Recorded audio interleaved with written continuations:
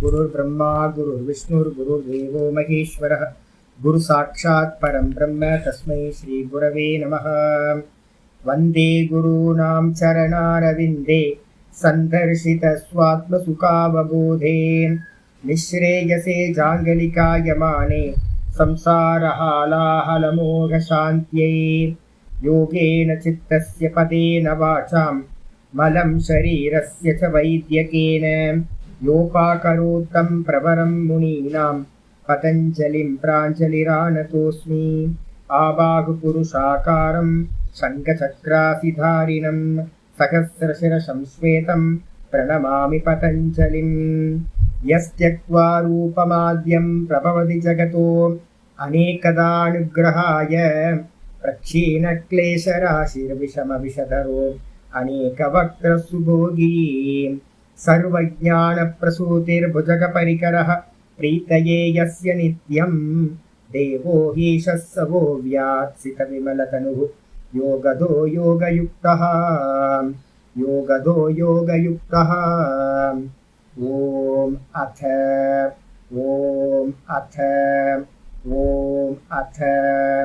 अथ योगानुशासनम्। நமஸ்காரம்.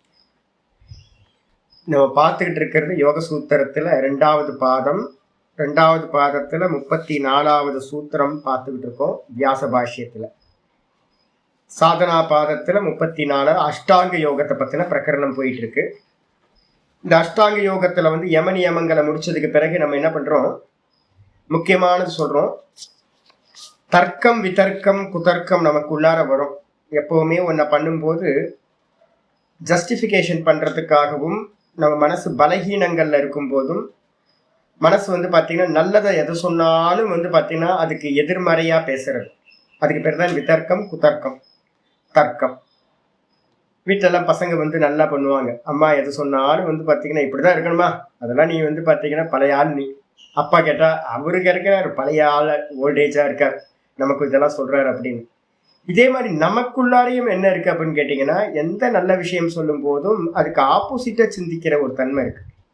அதுக்கு பேர் தான் தர்க்கம். அந்த விதர்க்கம் பார்த்தீங்கன்னா பாதனம் பண்றதுக்கு, அதை நீக்கிறதுக்காக என்ன பண்ணணும், பிரதிபக்ஷ பாவனை பண்ணணும். பிரதிபக்ஷ பாவனைன்றதுக்கு அர்த்தம் நெகட்டிவ் சிந்தனைக்கு பேர் பிரதிபக்ஷ பாவனை. ஒன்னுத்துல பிரவருத்தி ஆகணும்னா பாசிட்டிவ், எல்லாத்தையும் பாசிட்டிவா நினைங்க அப்படின்னு கேட்டீங்கன்னா இந்த சம்சாரியை நல்லா குடுத்தனம் நடத்திக்கிட்டு இருக்கலாம். இந்த லோக்கத்துல இருக்கிறது எல்லா இடத்துலையும் போய் பார்த்தீங்கன்னா திங்க் பாசிட்டிவ்னு சொல்லிட்டே இருக்காங்கல்ல. அப்போ திங்க் பாசிட்டிவ்ன்றது பார்த்தீங்கன்னா இந்த உலகத்தை ஜெயிக்கிறதுக்கு சரியா இருக்கும். ஒரு சாதகனுக்கு பார்த்தீங்க அப்படின்னா திங்க் பாசிட்டிவ் இல்லை, திங்க் நெகட்டிவ் தான். அப்ப இது தோஷம், இது தோஷம், இது தோஷம், தோஷம் தோஷம் தோஷம்னு பாக்குறது. இந்த பிரதிபக்ஷ பாவனைக்கு பார்த்தீங்கன்னா வேதாந்தத்துல 13வது சாப்டர்ல பகவத்கீதையில ஒரு குவாலிட்டியாவே சொல்லியிருக்கு. தோஷானு தர்சனம், நித்தியம் தோஷானு தர்சனம் அப்படின்னு 13வது சாப்டர்ல ஆச்சாரியர் சொல்றாரு.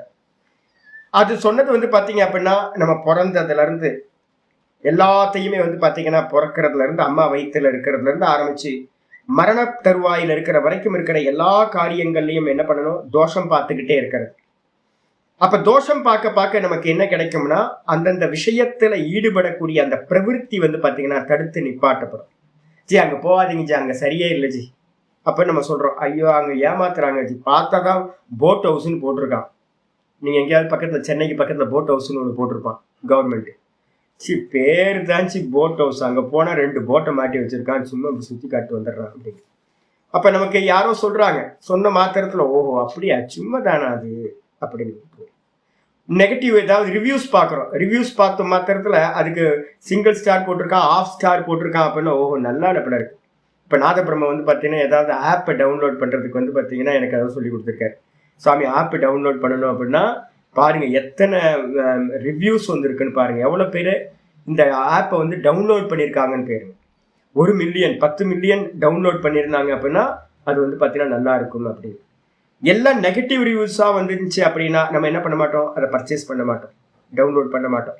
இதே திங்கிங் தான் நம்ம மனசுக்குள்ளார பார்த்தீங்கன்னா நம்ம நெகட்டிவை பார்க்க அதுல பிரவருத்தி பார்த்தீங்கன்னா நமக்கு நடக்காது.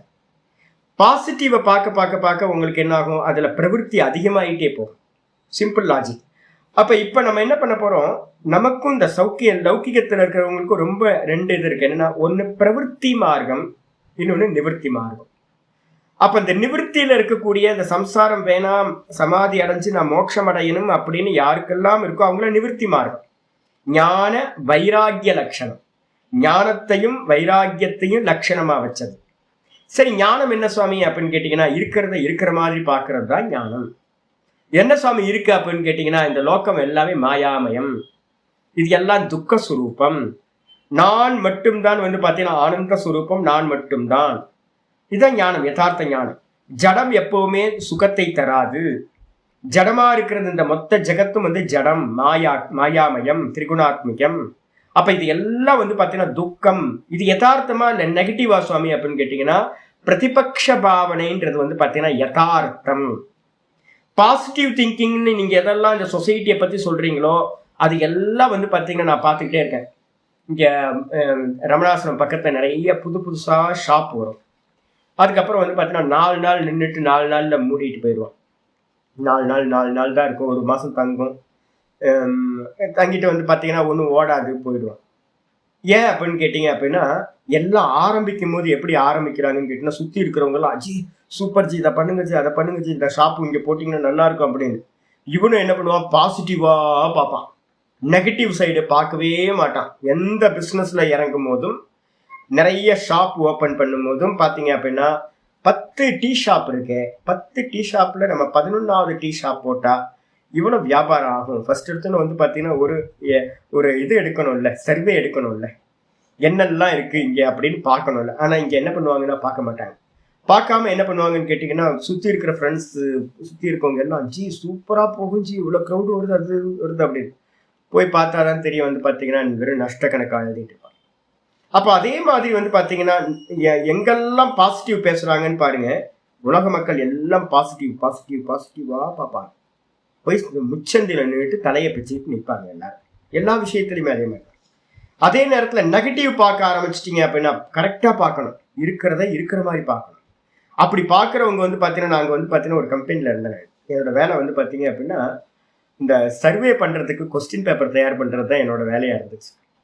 நான் பாத்தீங்க அப்படின்னா நிறைய கம்பெனிஸ்க்கு ஒர்க் பண்ணியிருக்கோம். நிறைய அட்வர்டைஸ்மெண்ட் கம்பெனிக்கு பாத்தீங்கன்னா, இப்போ ரின் கம்பெனி இருக்கு அப்படின்னா, ரின் புது ப்ராடக்ட் ஏதாவது இன்ட்ரடியூஸ் பண்றேன் அப்படின்னா அதுக்கெல்லாம் ஒர்க் பண்ணியிருக்கேன். நான் எப்படிலாம் டிசைன் பண்ணணும், கொஸ்டின்ஸ்லாம் எப்படி தயார் பண்ணணும் அப்படின்னு கேட்டு நல்ல காலேஜ் ஸ்டூடெண்ட் எல்லாம் வேலையில் அமர்த்தி என்ன பண்ணுவோன்னு கேட்டிங்கன்னா, எல்லாத்தையும் போய் சுற்றி சர்வே எடுத்துட்டு வாங்க அப்படின்னு அனுப்புறது. அப்படி அனுப்பும் போது பார்த்தீங்கன்னா, அந்த கொஸ்டின் பேப்பர் தயார் பண்ணுறது பார்த்தீங்கன்னா எவ்வளோ பர்ஃபெக்டாக நம்ம பண்ணுறோமோ அந்த அளவுக்கு நமக்கு டேட்டாஸ் பக்காவாக கிடைக்கும். இந்த டேட்டாஸை வச்சுக்கிட்டு தான் நீங்கள் பார்த்தீங்கன்னா இந்த பப்ளிக்கு என்ன தேவைன்றதை நம்ம இது பண்ண முடியும். இது தெரியாம நிறைய கம்பெனிஸ் என்ன பண்ணணும்னு கேட்டிங்கன்னா, உள்ளே இறங்கி நல்ல நாமத்தை போட்டு போயிடுவாங்க. அப்போ பெரிய பெரிய கம்பெனிஸ் பார்த்தீங்கன்னா இந்த முக்கியமானது இந்த சர்வேக்கு பண்ணுற காரியத்தை ரொம்ப முக்கியமாக பண்ணும். இப்போ நம்ம என்ன பண்ண போகிறோம்னு தெரியுங்களா, இதுக்கு பேர் தான் பிரதிபக்ஷ பாவனான்னு பேர். என்ன சர்வே பண்ணுறோன்றது தான் பிரதிபக்ஷ பாவனை.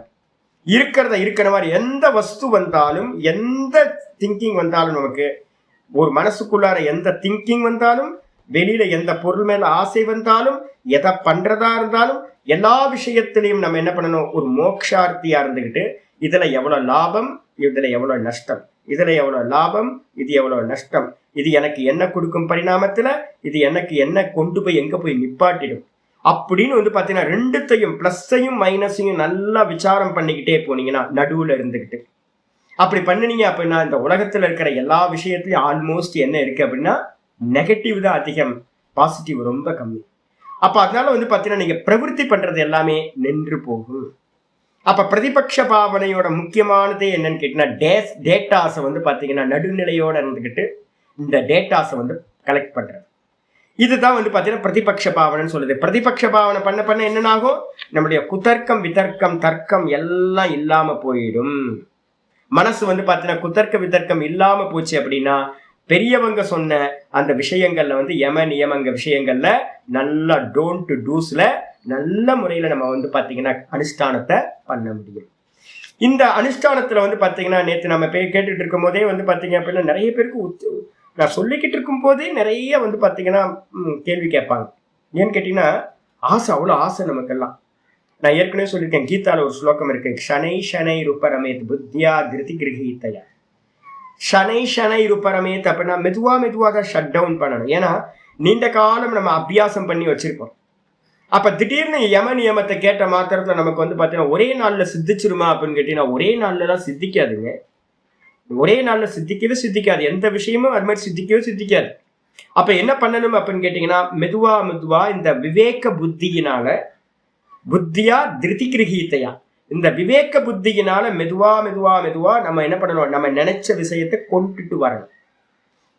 இப்ப யம நியமம் இருக்கு. இப்ப நம்ம எல்லாரும் இருக்கோம். இப்ப நம்ம எல்லாம் வந்து பாத்தீங்கன்னா யம நியமத்தை வந்து பாத்தீங்கன்னா 100% பண்ண முடியுமா? பண்ண முடியாது. விவகாரத்துல வீட்டுல விவகாரத்துல இருந்துகிட்டு இருக்கோம்.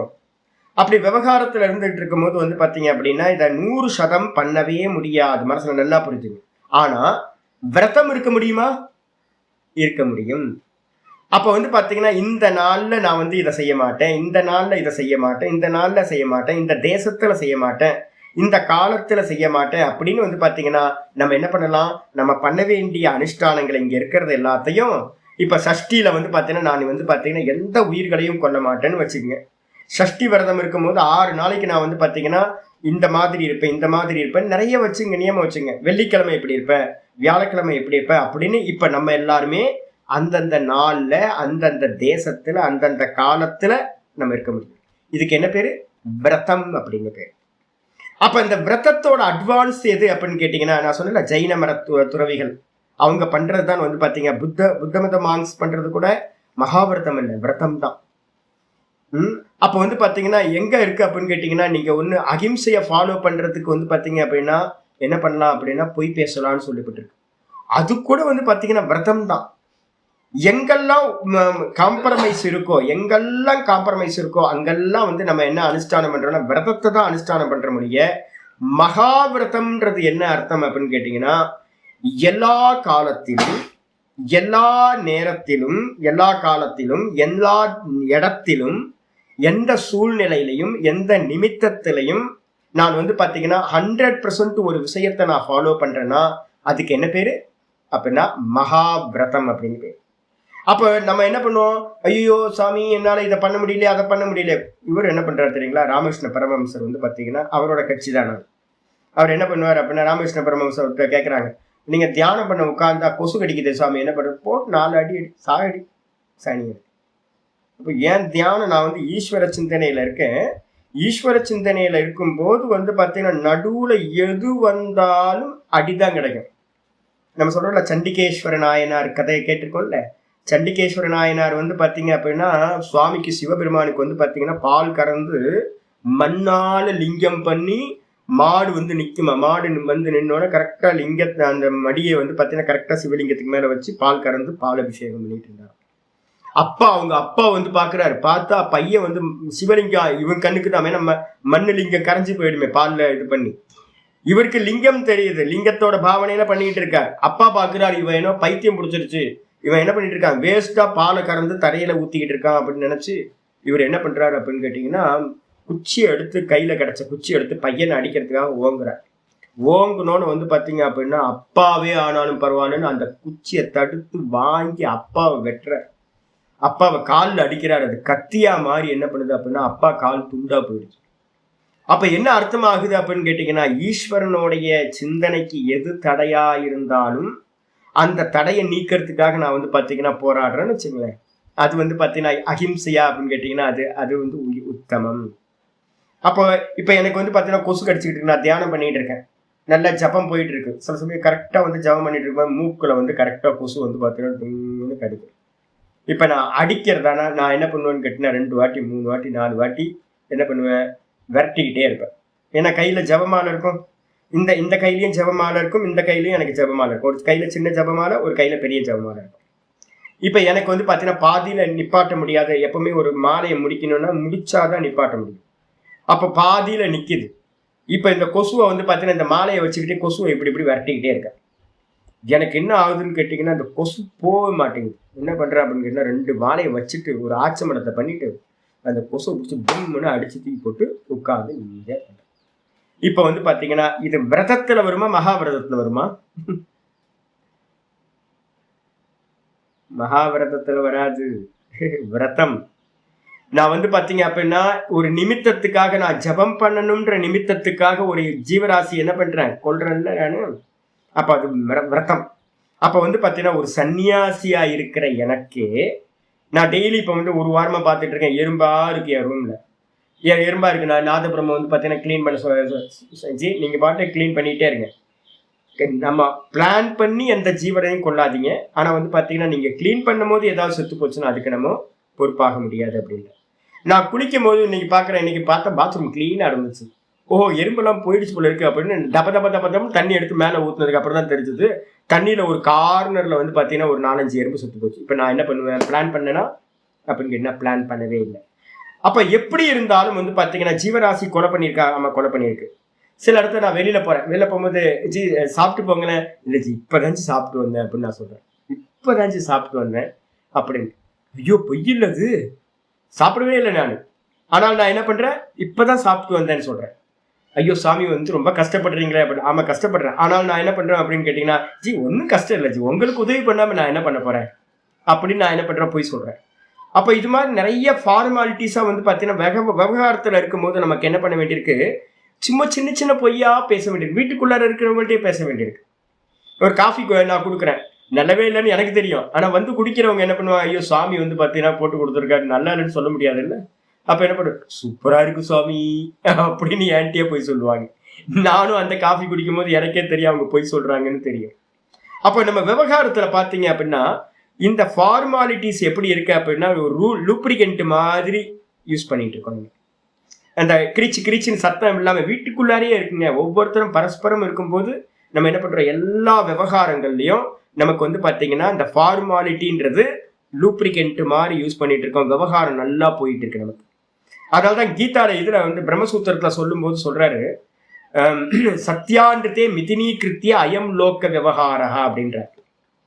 இந்த விவகாரம் நமக்கு எப்படி போயிட்டு இருக்கு அப்படின்னு கேட்டீங்கன்னா சத்தியத்தையும் பொய்யையும் கலந்து கட்டி தான் வந்து பாத்தீங்கன்னா விவகாரம் பண்ண முடியும். அப்ப வந்து பாத்தீங்கன்னா யாராவது வந்து நேற்று வேணு போன் பண்ணி என்கிட்ட கேட்டார், அதான் நாதபிரம்ம இருக்கு சுவாமி யமனியமம்னா யாருக்காக அப்படின்னு. யமனியமம் எல்லாருமே எல்லாத்துக்காகவும், ஆனா எல்லாத்துக்காகவும் இருந்தாலும் கூட அதை நம்மளால வந்து பாத்தீங்கன்னா பூரணமா அனுஷ்டானம் பண்ண முடியாது. அப்ப என்ன பண்ணணும், விரதமா இருந்துக்கலாம். இந்தந்த தேசத்தை இந்தந்த காலத்துல அப்படின்னு எவ்வளவு முடியுமோ அவ்வளவு தூரத்தை நம்ம என்ன பண்ணலாம், அப்ளை பண்ணலாம். இருந்தாலும் கொஞ்சம் கெட்டுதான் போகும். அப்ப மகாவிரதம் வந்து பாத்தீங்கன்னா எப்ப மகாவிரதம் சொல்லப்படுது அப்படின்னு கேட்டீங்கன்னா இந்த கிரகஸ்தாசிரமத்துல இருந்துட்டு இருக்க விவகாரத்தை எல்லாத்தையும் விட்டுட்டு நல்ல முறையில வானப்பிரஸ்தத்திலேயோ சன்னியாசத்திலேயோ, இப்ப சன்னியாசியான இருக்கும்போது கூட விவகாரம் கொஞ்சம் பண்ற. அப்ப கொஞ்சம் விவகாரத்துல கூட வந்து பாத்தீங்கன்னா சில பேரை ஹர்ட் பண்ண வேண்டியிருக்கும். சில பேர் வந்து பாத்தீங்கன்னா மனசுல எதுவும் நினைக்க மாட்டோம், இருந்தாலும் இந்த சப்தத்தினால என்ன பண்ண வேண்டியிருக்கும், சும்மா இருங்க அப்படிதான் இருக்கும், சும்மா இருங்க ஒழுங்கா புரிஞ்சுங்க. என்கிட்ட வந்து டெய்லி வந்து சதானந்தம் வந்து பாத்தீங்க அப்படின்னா அவரா ஃபோன் பண்ணி அர்ச்சனை வாங்கிப்பேன். டெய்லி வந்து பாத்தீங்கன்னா நான் ஹர்ட் பண்ணிட்டே இருப்பேன், எனக்கு தெரியும். ஆனா அந்த ஹர்ட் பண்றதுல வந்து பாத்தீங்கன்னா எனக்கு என்னது ஒரு பிரியம் இருக்கு. அந்த பிரியத்துக்காக லவ்வுக்காக நம்ம வந்து பாத்தீங்க அப்படின்னா எல்லாத்தையும் ரோட்ல போறவங்களை ஹர்ட் பண்ண முடியாது இல்லை. அப்ப நமக்கு பக்தியோட சிரத்தையோட ஒருத்தர் இருக்காங்கன்னா அவங்கள நல்லா கொண்டு வரதுக்காக நம்ம என்ன பண்ணுவோம், சில சமயம் கோவப்படுவோம், ஹர்ட் பண்ணுவோம். அப்போ அது வந்து பாத்தீங்கன்னா ஹர்ட் பண்றது உண்மையானா அது கூட இருக்கக்கூடாதுன்னு சமாதி. அப்ப விவகாரங்கள் எல்லாத்தையும் நிப்பாட்டிட்டு ஒருத்தன் அஷ்டாங்க யோகத்தோட சமாதி அபியாசத்துல போகும்போதுதான் அவன் வந்து பாத்தீங்க அப்படின்னா மகாவிரதத்தை அனுஷ்டானம் பண்ண முடியும். அப்ப வந்து பாத்தீங்கன்னா ஒரு மரத்தடி சன்னியாசியா இருந்தேன் அப்படின்னா என்ன ஆகும், ஃப்ரீயா இருக்கிறது, எந்த விவகாரமும் இல்லாம இருந்தோம் அப்படின்னா அப்ப வந்து மகாவிரதத்தை பண்ண முடியும். அப்ப புரிஞ்சுங்க. அதனால வந்து ஐயோ சாமி என்னால இதை பண்ண முடியலையே அதை பண்ண முடியலையேன்னு புலம்பாதீங்க. என்னால எவ்வளவு முடியுமோ அவ்வளவு அனுஷ்டானத்தை மேக்சிமம் பண்ண ஆரம்பிங்க. சரி, இந்த யமனியமங்கள் வந்து பாத்தீங்கன்னா எத்தனை வெரைட்டியா பிரிக்கிறோம் அப்படின்னு கேட்டீங்கன்னா இந்த யமனியமங்களோடது ஒவ்வொன்றும் வந்து பாத்தீங்கன்னா 81 வெரைட்டியா பிரியுது. 81 வெரைட்டி. அதுக்காக தான் 34வது சூத்திரம் ஆரம்பிச்சிருக்கோம். என்னென்ன, விதர்க்கா ஹிம்சாதயா சூத்திரம் ஆரம்பிக்கிறதுல விதர்க்கா ஹிம்சாதயக 34வது சூத்திரத்துல விதர்க்கங்கள் அப்படின்னும் போது வந்து பாத்தீங்கன்னா விதர்க்கம்னு என்ன அர்த்தம், விதர்க்கம் குதர்க்கம் தர்க்கம், இதனால உண்டான யமம் நியமத்துக்கு ஆப்போசிட்டா இருக்கிற ஹிம்சா முதலியவைகள் ஹிம்சா பண்றது, பொய் பேசுறது, மற்றவங்க பொருளை திருடுறது, பிரம்மச்சரியத்துல இருந்து விலகிறது, நிறைய பொருளை வந்து கிரகணம் பண்றது, இது மாதிரி நிறைய விஷயங்களுக்கு என்ன பேர் அப்படின்னா விதர்க்கங்கள்னு பேர். அந்த ஹிம்சை முதலிய விதர்க்கங்கள் எப்படிப்பட்டது அப்படின்னா முதல்ல 3 வெரைட்டியா பிரியுது. கிருத, காரித, அனுமோதித. தன்னால டைரக்டா தான் பண்றது கிருதன்னு பேரு, செய்யப்பட்ட. அது அப்புறம் காரித்த அப்படின்னா இன்னொருத்தரை வச்சு செஞ்ச. இன்னொருத்தரை வந்து பார்த்தீங்கன்னா நான் வந்து காரயித்தாவா இருந்துக்கிட்டு இன்னொருத்தரை வச்சு ஆளை வச்சு பண்றது. கொலை பண்றதுலாம் இருக்குன்னு வச்சுங்களேன். கொலை பண்ற முதல்ல என்ன பண்ணுவாங்க, டைரக்டா கொலை பண்ணுவாங்க சில பேர். சில பேர் என்ன பண்ணுவாங்க, அதுக்குன்னு கூலிப்படைகள்னு சில பேர் இருப்பாங்க. ரவுடிஸ்ட்டை வந்து பார்த்தீங்கன்னா பணத்தை கொடுத்து கொல்றது. அப்போ இதே மாதிரி வந்து பார்த்தீங்கன்னா டைரக்டா கொல்லாம இன்னொருத்தரை கொல்றது காரித்தாடு பேர். காரித்த அப்படின்னா இன்னொருத்தரை வச்சு செய்யறது. அப்புறம் அனுமோதித்த அப்படின்றதுக்கு அர்த்தம் இன்னொருத்தர் பண்ற ஹிம்சையில நம்ம வந்து பாத்தீங்கன்னா அனுமோதனம் பண்றது, அனுமதிக்கிறது. பண்ணுங்க பண்ணுங்க, நல்லா பண்ணுங்க, தடுக்கிறதுக்கு முயற்சி பண்ணாம அனுமோதிக்கிறதும் வந்து பாத்தீங்கன்னா ஹிம்சை. இது முதல் 3 வெரைட்டி. அதுக்கப்புறம் வந்து பாத்தீங்கன்னா அதை எதனால பண்றோம், லோப, குரோத, மோக, பூர்விகா. இந்த 3 எப்படி நடக்குது அப்படின்னா லோபத்தினால நடக்கிற கிருதகாரித்த அனுமோதிதம் ஹிம்சான்னு பேரு. அதுக்கப்புறம் குரோதத்தினால பண்ணது, குரோதத்தினால பண்ண வைக்கப்பட்டது, குரோதத்தினால வந்து அனுமோதனம் பண்றது, அனுமதிக்கிறது இது. அதுக்கப்புறம் மோகத்தினால வந்து பாத்தீங்கன்னா பண்ணது, மோகத்தினால வந்து பண்ண வைக்கப்பட்டது, மோகத்தினால வந்து பாத்தீங்க அப்படின்னா அனுமோதனம் பண்றது, அனுமதிக்கிறது. அப்ப 3 எத்தனை ஆயிடுச்சு, 9 ஆயிடுச்சு. 9க்கு அப்புறம் வந்து பாத்தீங்கன்னா அதுக்கு அடுத்தது அதை எந்த வேகத்துல பண்றோம் அப்படின்றத பொறுத்தது.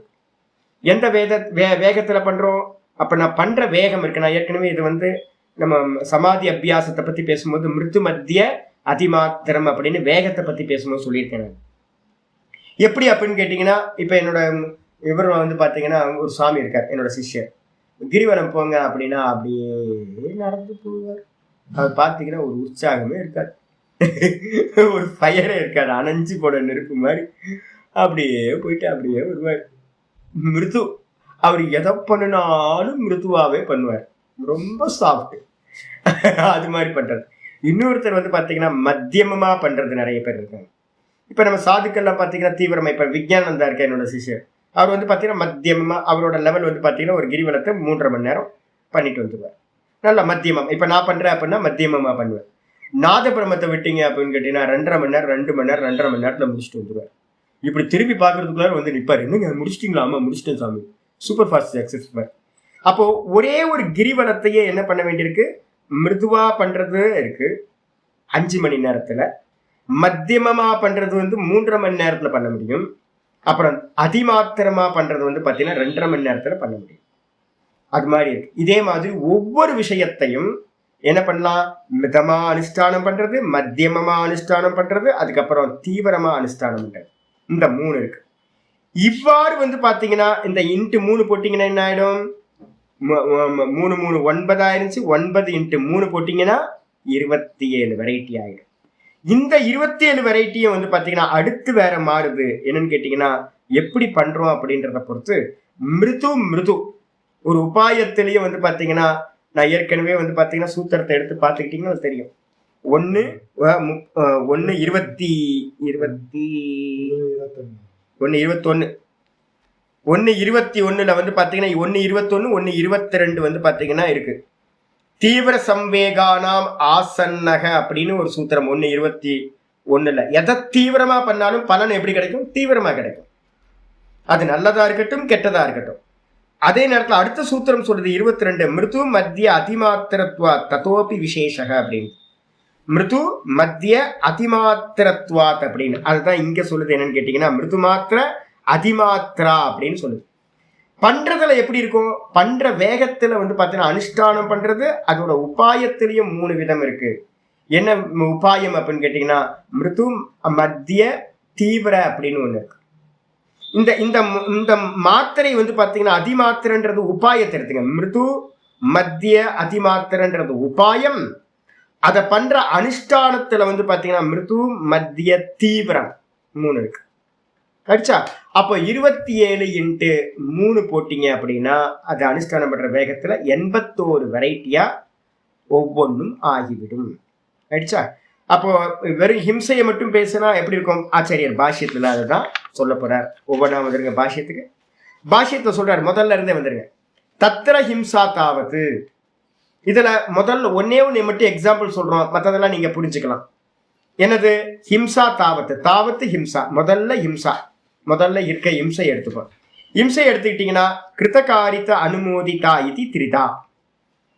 ஹிம்சா வந்து பார்த்தீங்கன்னா தன்னால செய்யப்பட்ட ஹிம்சா, நேரடியாக நானே பண்றது. அதுக்கப்புறம் வந்து பார்த்தீங்கன்னா ஆளை வச்சு பண்றது. இல்லை அப்படின்னா ஏதோ நடக்கும் போது யாரோ பண்ணும் போது நான் அதுக்கு அனுமதிக்கிறது. இந்த 3 விதமா முதல்ல 3 ஆயிடுது. அதுக்கப்புறம் ஏக்கா புனஸ்திரிதா. அந்த 3 வெரைட்டியும் ஒவ்வொன்றும் ஏக்கானா ஒவ்வொன்றும் திரும்பவும் 3 விதமா ஆகும். எப்படி அப்படின்னா லோபேன. ஆச்சாரியர் ஆரம்பிக்கிறார், லோபத்தினால பண்றது என்ன சுவாமி? லோபம்னு என்ன தெரியுங்களா? பேராசை, கிரீடினஸா, அதனால பண்றது. அப்போ வந்து என்னெல்லாம் பண்றோம் ஹிம்சை கிரீடினஸ்னால? அப்படின்னா மாம்ச சர்மார்த்தினஹா. மாம்ச அப்படின்னு என்ன அர்த்தம்? பார்த்தா சண்டேஸ் நான் இன்னைக்கு இந்த பக்கம் போகணும், நான் இன்னைக்கு பார்க்கவே இல்லை. நான் கோயிலுக்கு போகும்போதே பார்த்தீங்கன்னா எல்லாம் கோழி எல்லாம் ஸ்கின் எல்லாம் உருவி தொங்க விட்டுருக்காங்க. நிறைய கோழியா இருக்கு. 2 கடை இருக்கு இந்த பக்கம் போற வழியில. கோயிலுக்கு போகும்போதே பார்த்துட்டு தான் போக வேண்டியிருக்கு. அப்போ வந்து பார்த்தீங்கன்னா எல்லாம் மாமிச கடையில் வந்து பார்த்தீங்கன்னா நிறைய பேர் இருக்காங்க. எதுக்கு அப்படின்னா மாமிச அர்த்தின. எல்லாத்துக்கும் வந்து பார்த்தீங்கன்னா அந்த கோழியோட ஆட்டோட ஃப்ளஷ் வேணும், சாப்பிடணும். ஆஹா சூப்பராக இருக்கும்ல அப்படின்னு. நமக்கெல்லாம் வந்து பார்த்தீங்கன்னா அப்படியே உயிர் போகுது. ஐயோ இந்த கோழியை அந்த ஸ்கின்னை எடுத்தாங்கன்னா என்ன பெயின் இருக்கும். எனக்கு வந்து பார்த்தீங்கன்னா நேற்றுலேருந்து நான் நெயில் கட் பண்ணும்போது எனக்கு எப்போ நடக்கிறது, நெயில் கட் பண்ணும்போது எக்ஸ்ட்ரா கொஞ்சோண்டு இந்த பக்கம் போயிடுச்சு, எனக்கு ஸ்கின்னு போயிடுச்சு. அந்த ஸ்கின்னு போனது வந்து பார்த்தீங்கன்னா பெயின் எடுத்துக்கிட்டே இருக்காரு. ஒரு இடத்துல ஒரே ஒரு எம்எம்ல வந்து ஸ்கின்னு போனதுக்கே எனக்கு வலிக்குது. அந்த கோழியை வந்து பார்த்தீங்க அப்படின்னா உடம்புல இருக்க மொத்த ஸ்கின்னையும் எடுத்தா எப்படி இருக்கும் கொஞ்சம் நினைச்சு பாருங்களா. ஐயோ என்ன அவஸ்தை அது. ஆனா வந்து பார்த்தீங்கன்னா ஊர்ல இருக்கவனுக்கெல்லாம் வந்து பார்த்தீங்கன்னா அந்த மாமிசத்து மேல வந்து பார்த்தீங்கன்னா அவ்வளோ ஆசையினால என்ன பண்றான்? லோபம், அதுக்கு பேர் தான் ஆசை. அதனால ஒன்று டைரக்டா வந்து பண்றான். அதுக்கப்புறம் சருமார்த்தினா என்ன அர்த்தம்? நிறைய பேருக்கு ஸ்கின்னு தேவை. அந்த ஸ்கின்னுக்காக வெட்டுறவங்க வந்து பார்த்தீங்கன்னா நிறைய இருக்காங்க. புலித்தோல் வேணும், எனக்கு புலித்தோல் வேணும், மான் தோல் வேணும். அந்த மான் தோல் வேணும், புலித்தோல் வேணும். ஏன் அப்படின்னு கேட்டிங்கன்னா நல்ல விலை போகுஞ்சி, சரியான காஸ்ட்லி. இப்போ வந்து பார்த்தீங்கன்னா மான் தோல் இருந்துச்சுன்னா 1 லட்சம் ரூபாய்க்கு வாங்கிக்கிறதுக்கு ஆள் இருக்காங்க. புலித்தோல் இருந்துச்சு அப்படின்னா 5 லட்சம் ரூபாயில இருந்து 5 கோடி வரைக்கும் வாங்குறதுக்கு ஆள் இருக்காங்க. யோசிச்சு பார்த்த முடியுது அவங்களுக்கு? 5 லட்சத்துல இருந்து 5 கோடி வரைக்கும். காண்டாமிருகத்தோலை வந்து பார்த்தீங்கன்னா சைனாவில் வந்து பார்த்தீங்கன்னா வித்தீங்க அப்படின்னா கோடிக்கணக்கில் வாங்குறதுக்கு ரெடியா இருக்காங்க, பல கோடி. அப்போ வந்து பார்த்தீங்கன்னா ஊரில் வந்து பார்த்தீங்கன்னா ஒவ்வொன்றத்தையும் ஹண்ட் பண்ணுறது எதுக்காகன்னு கேட்டிங்கன்னா காண்டாமிருகத்திலேருந்து ஆரம்பித்து ஒவ்வொன்றத்தையும் ஸ்கின்னுக்காக பண்ணுறது. டைரக்டாக ஹண்டர்ஸ் என்ன பண்ணுறாங்க? டைரக்டாக பண்ணுறாங்க. இதுக்கு பேர் வந்து பார்த்தீங்கன்னா மாம்ச சர்மார்த்தினக. ஒரு வெரைட்டி ஆகிடுச்சா? அப்புறம் குரோதேன. சில பேர் என்ன பண்றாங்க? அபகிருதம் அனேன இது. இது வந்து பார்த்தீங்கன்னா இந்த நான் புளியை அடிக்கிறேன், இல்லை வந்து பார்த்தீங்கன்னா எறும்பு அடிக்கிறேன். எறும்பு வந்து பார்த்தீங்கன்னா அப்படின்னு கோவப்பட்டு வந்து பார்த்தீங்கன்னா குரோதத்தினால எறும்பு 4 அடி அடிச்சு கொள்றேன் நான். இந்த வண்டு சுள்ளெரும்புன்னு ஒன்று இருக்கு இந்த மரத்தில், எங்கள் எடுத்த வீட்டு மரத்தில் இருக்கு. வந்து பார்த்தீங்கன்னா வீட்டுக்குள்ளே வந்துடும். நாங்கள் என்ன பண்ணுவோம்? அழகாக பிடிச்சி கொண்டு போய் வெளில விட்டுருவோம். ஆனால் வந்து வெளியில் இருக்கிறவங்களாம் அது மாதிரிலாம் விட மாட்டாங்க. அது ஒரே ஒரு பாய்சன் ஒரு வாட்டி கொட்டிச்சு அப்படின்னா அப்படியே தடிச்சு போயிடும். அந்த எறும்பு சிகப்பெரும்பு இருக்கும், சின்னதாக இவ்வளோ பெருசாக இருக்கும். ஐயோ என்ன ஆசிட்னே தெரில, அது என்ன நைட்ரிக் ஆசிட் போல இருக்கு. ஒரே ஒரு டிராப் விட்டோன்னா அவ்வளோதான், முடிஞ்சு போச்சு. சொரிஞ்சிக்கிட்டே இருக்கணும், நம்ம அப்படியே வீங்கி போயிடும் அப்படி. அப்போ நாங்கள் வந்து அகிம்சா தெரிஞ்சதுனால நான் சொல்லுவேன், அந்த எறும்பை கொண்டு போய் வெளில விட்டுருங்க அப்படின்னு. அழகாக பிடிச்சி கொண்டு போய் விட்டுருவோம். அப்போ சில சமயம் வந்து பிடிச்சி கொண்டு போய் விடும் போதே நம்ம லாஸ்ட் டைம் விஜயானந்தா சொன்னேன், நான் பிடிச்சி கொண்டு போய் விடுங்க, பார்த்துச்சு கடிச்சிருச்சு சாமி, போன முறை கடிச்சிருச்சு சுவாமி அப்படின்ட்டு. போன முறை கடிச்சிருச்சு. அப்ப கடிச்சாலும் நாங்க என்ன பண்றோம்? அதை கொல்லக்கூடாதுன்னு கொண்டு போய் விட்டுறோம். ஆனா பொதுவா என்ன நடக்கும்? என்னையா கடிச்ச அப்படின்னு கடிச்ச சமயத்திலேயே அதுக்கு மரணம் சம்பவிச்சோம். இது வந்து குரோதத்தினால உண்டாகிறது. அதுக்கப்புறம் வந்து மோகத்தினால என்னது அப்படின்னு கேட்டீங்கன்னா, இந்த எறும்பு வந்து பாத்தீங்கன்னா எல்லாத்தையும் கடிச்சு எல்லாத்துக்கும் துக்கம் கொடுக்கும். அதனால இந்த எறும்பை வந்து பாத்தீங்கன்னா, இந்த சுள்ளெரும்பை வந்து பாத்தீங்கன்னா இப்பவே நான் கொன்னுடுறேன். கொன்னா புண்ணியமா பாப்பமா அப்படின்னு கேட்டுடா, புண்ணியம் தாச்சு கிடைக்கும். நான் வந்து பாத்தீங்க அப்படின்னா புண்ணியாத்மாவா ஆயிடுவேன் இந்த எறும்பை கொன்னேன் அப்படின்னா அப்படின்னு வந்து பாத்தீங்கன்னா மோகத்தினால ஹிம்சை பண்றது. இது கெட்டது தானே. இது கெட்டது இருந்தா என்ன, இல்லாட்டி என்ன? ஒரு உயிரை கொள்றதுக்கு உங்களுக்கும் எனக்கு என்ன ரைட்ஸ் கொடுத்துருக்கு? ஒரு ரைட்ஸ் நம்மள்ட்ட இல்லை. படைச்சவனுக்கு மட்டும்தான் ரைட்ஸ் இருக்கு, பகவானுக்கு மட்டும்தான். இதுல நீங்க தர்மம் பண்ணுங்க, அதர்மம் சொல்லுங்க, எது வேணா சொல்லுங்க. அது அதர்மம் பண்ணுது, அதனால நான் வந்து அதை விஷம் வச்சு கொள்றேன் அப்படின்னு அது மாதிரிலாம் இதெல்லாம் இல்லை. நீங்க பண்ணி சாகடிக்கிறத பார்த்துருக்கீங்களா? நகராட்சியில வந்து பாத்தீங்கன்னா பண்ணுவாங்க. முனிசிபாலிட்டியில வந்து பாத்தீங்கன்னா யாராவது பார்த்துருக்கீங்களான்னு தெரியல. என்ன பண்ணுவாங்க அப்படின்னா, பேட் இருக்கு பாத்தீங்களா, நம்மளோட இந்த கிரிக்கெட் பேட் இருக்குல்ல, அது மாதிரி பேட்டு, ரொம்ப ஸ்ட்ராங்கான பேட் வச்சிருப்பாங்க. நான் பார்த்துருக்கேன், அதனால தான் சொல்றேன். இந்த பண்ணியை வந்து பாத்தீங்கன்னா பிடிச்சு கொண்டு வந்து வச்சுட்டு, இந்த தலை இருக்கு பாத்தீங்கன்னா, உச்சந்தலை, வேற எங்க அடிச்சாலும் வந்து பாத்தீங்கன்னா பண்ணி சாகவே சாகாது. இந்த தலையிலேயே வந்து அந்த பேட்டை வச்சு அதுக்குன்னு ஒரு ஆள் வச்சிருப்பாங்க. போட்டு டம்மு டம்மு டம்முன்னு 3 அடி 4 அடி அடிப்பாங்க. ஐயோ செத்துச்சு, அவ்வளவுதான். அவ்வளவு யோசிச்சு பாருங்க, நம்மளால நினைச்சு பார்க்க முடியுமா? வெறிநாய் அடிக்கிறது வந்து பாத்தீங்கன்னா அதே மாதிரி வெறிநாய் அடிச்சு கொள்றது இருக்கு. அப்ப என்ன பண்றது அப்படின்னு கேட்டீங்கன்னா, இது எல்லாத்துக்கும் வந்து பாத்தீங்கன்னா அபகாரம் பண்ணுது, துக்கம் கொடுக்குது. அதனால நான் இதை வந்து கொல்றேன், இதனால எனக்கு வந்து பாத்தீங்கன்னா புண்ணியம் உண்டாகும் அப்படின்னு மோகத்தினால வந்து பாத்தீங்கன்னா நிறைய பேர் பண்றாங்க. இதாயிடுச்சா? இது மூணு வெரைட்டி ஆயிடுச்சு. அதுக்கப்புறம் அடுத்து சொல்றாரு, லோப குரோத மோகாஹா. லோபத்தினாலையும் குரோதத்தினாலையும் மோகத்தினாலையும் செய்யப்பட்ட இந்த 3 விதமான ஹிம்சைகள் 3 6 அந்த 9 ஆச்சு. 9 வந்து பாத்தீங்கன்னா புனஸ்திரிதா. அது 3ம் திரும்பவும் 3 விதங்களா ஆகும். என்ன 3 விதம்? மிருது, மத்திய, அதிமாத்திரா இதி. இந்த 3 என்னன்னு கேட்டீங்கன்னா, 3 விதம்ன்றது வந்து பாத்தீங்கன்னா இங்க மேல போட்டுக்குங்க, உபாயம்னு போட்டுங்க. 3 விதமான உபாயங்கள்ல பண்றது. என்ன உபாயம்? உன்னை கொல்றதுல வந்து பாத்தீங்கன்னா மிருது உபாயம் என்னது அப்படின்னு கேட்டீங்கன்னா, விஷம் வச்சு கொள்றது. யாருக்கும் தெரியவே தெரியாமையே ரொம்ப சாஃப்டா வந்து பாத்தீங்கன்னா ஒரே இது பெயின் இல்லாம பிள்ளை அது என்ன பண்றோம். அதுக்கப்புறம் வந்து பாத்தீங்கன்னா மத்தியமன்றது வந்து பாத்தீங்கன்னா கொஞ்சம் துடிக்க சாகிறது. அதுக்கப்புறம் அதிமாத்திரான்றது வந்து பாத்தீங்கன்னா, இப்ப நான் பண்ணிய சொன்னேன் பாத்தீங்களா, பன்றி அடிக்கிறத வந்து நான் சின்ன வயசுல பார்த்துருக்கேன். ஒரு இடத்துல கூட்டு போயிருக்காங்க, நான் இருந்த ஏரியால இருந்து இதை கூட்டிட்டு போயே என்னை காட்டினாங்க, இது மாதிரி இருக்கு அப்படின்னு. அப்போ வந்து பாத்தீங்கன்னா பார்த்தாதான் தெரிஞ்சது, ஐயோ பன்றி தான். எனக்கு தெரிஞ்சு பன்றி வந்து அவ்வளோ துக்கப்பட்டு சாகுது. அது இல்லாம வந்து நான் ஒரு பக்கத்துல நான் இருக்கும்போது என்ன பார்த்திருக்கேன், அந்த ஆடு வந்து பாத்தீங்கன்னா உரிக்கிற இடம்னே ஒண்ணு இருக்கு, மாமிசம் தயார் பண்ற இடம். நான் ஒரு இடத்துல திருச்சியில நான் பார்த்திருக்கேன். ஏதோ ஒரு மேரேஜுக்கு நான் போயிருக்கேன். எங்களோட ரூம் வந்து பாத்தீங்கன்னா அதுக்கு பக்கத்துல ரூம் போட்டிருக்கேன். பக்கத்துல வந்து நான் ஓப்பன் பண்ணி பார்க்குறோம், ஃபுல்லா இதான் ராத்திரி ஃபுல்லா இந்த வேலை தான் நடந்துட்டு இருக்கு. சிட்டி ஃபுல்லா வந்து பாத்தீங்கன்னா டிஸ்ட்ரிபியூட் பண்றது. அந்த வந்து பாத்தீங்கன்னா என்ன பண்ணுவாங்க, கழுத்தை வந்து பாத்தீங்கன்னா ஒரு அந்த கத்தியை வச்சு அவன் அறுக்கிறத பாத்தீங்கன்னா ரொம்ப ஈஸியா இருக்கு. அறுத்துட்டு பாதியில அப்படியே போட்டுருவாங்க. போட்டதுக்கு பிறகு வந்து பாத்தீங்கன்னா துடிச்சு துடிச்சு துடிச்சு துடிச்சு துடிச்சு டக்குன்னு சேராது, துடிச்சு துடிச்சு துடிச்சு செத்து போவோம் பாருங்க. ஐயோ என்ன துக்கம் தெரியாது.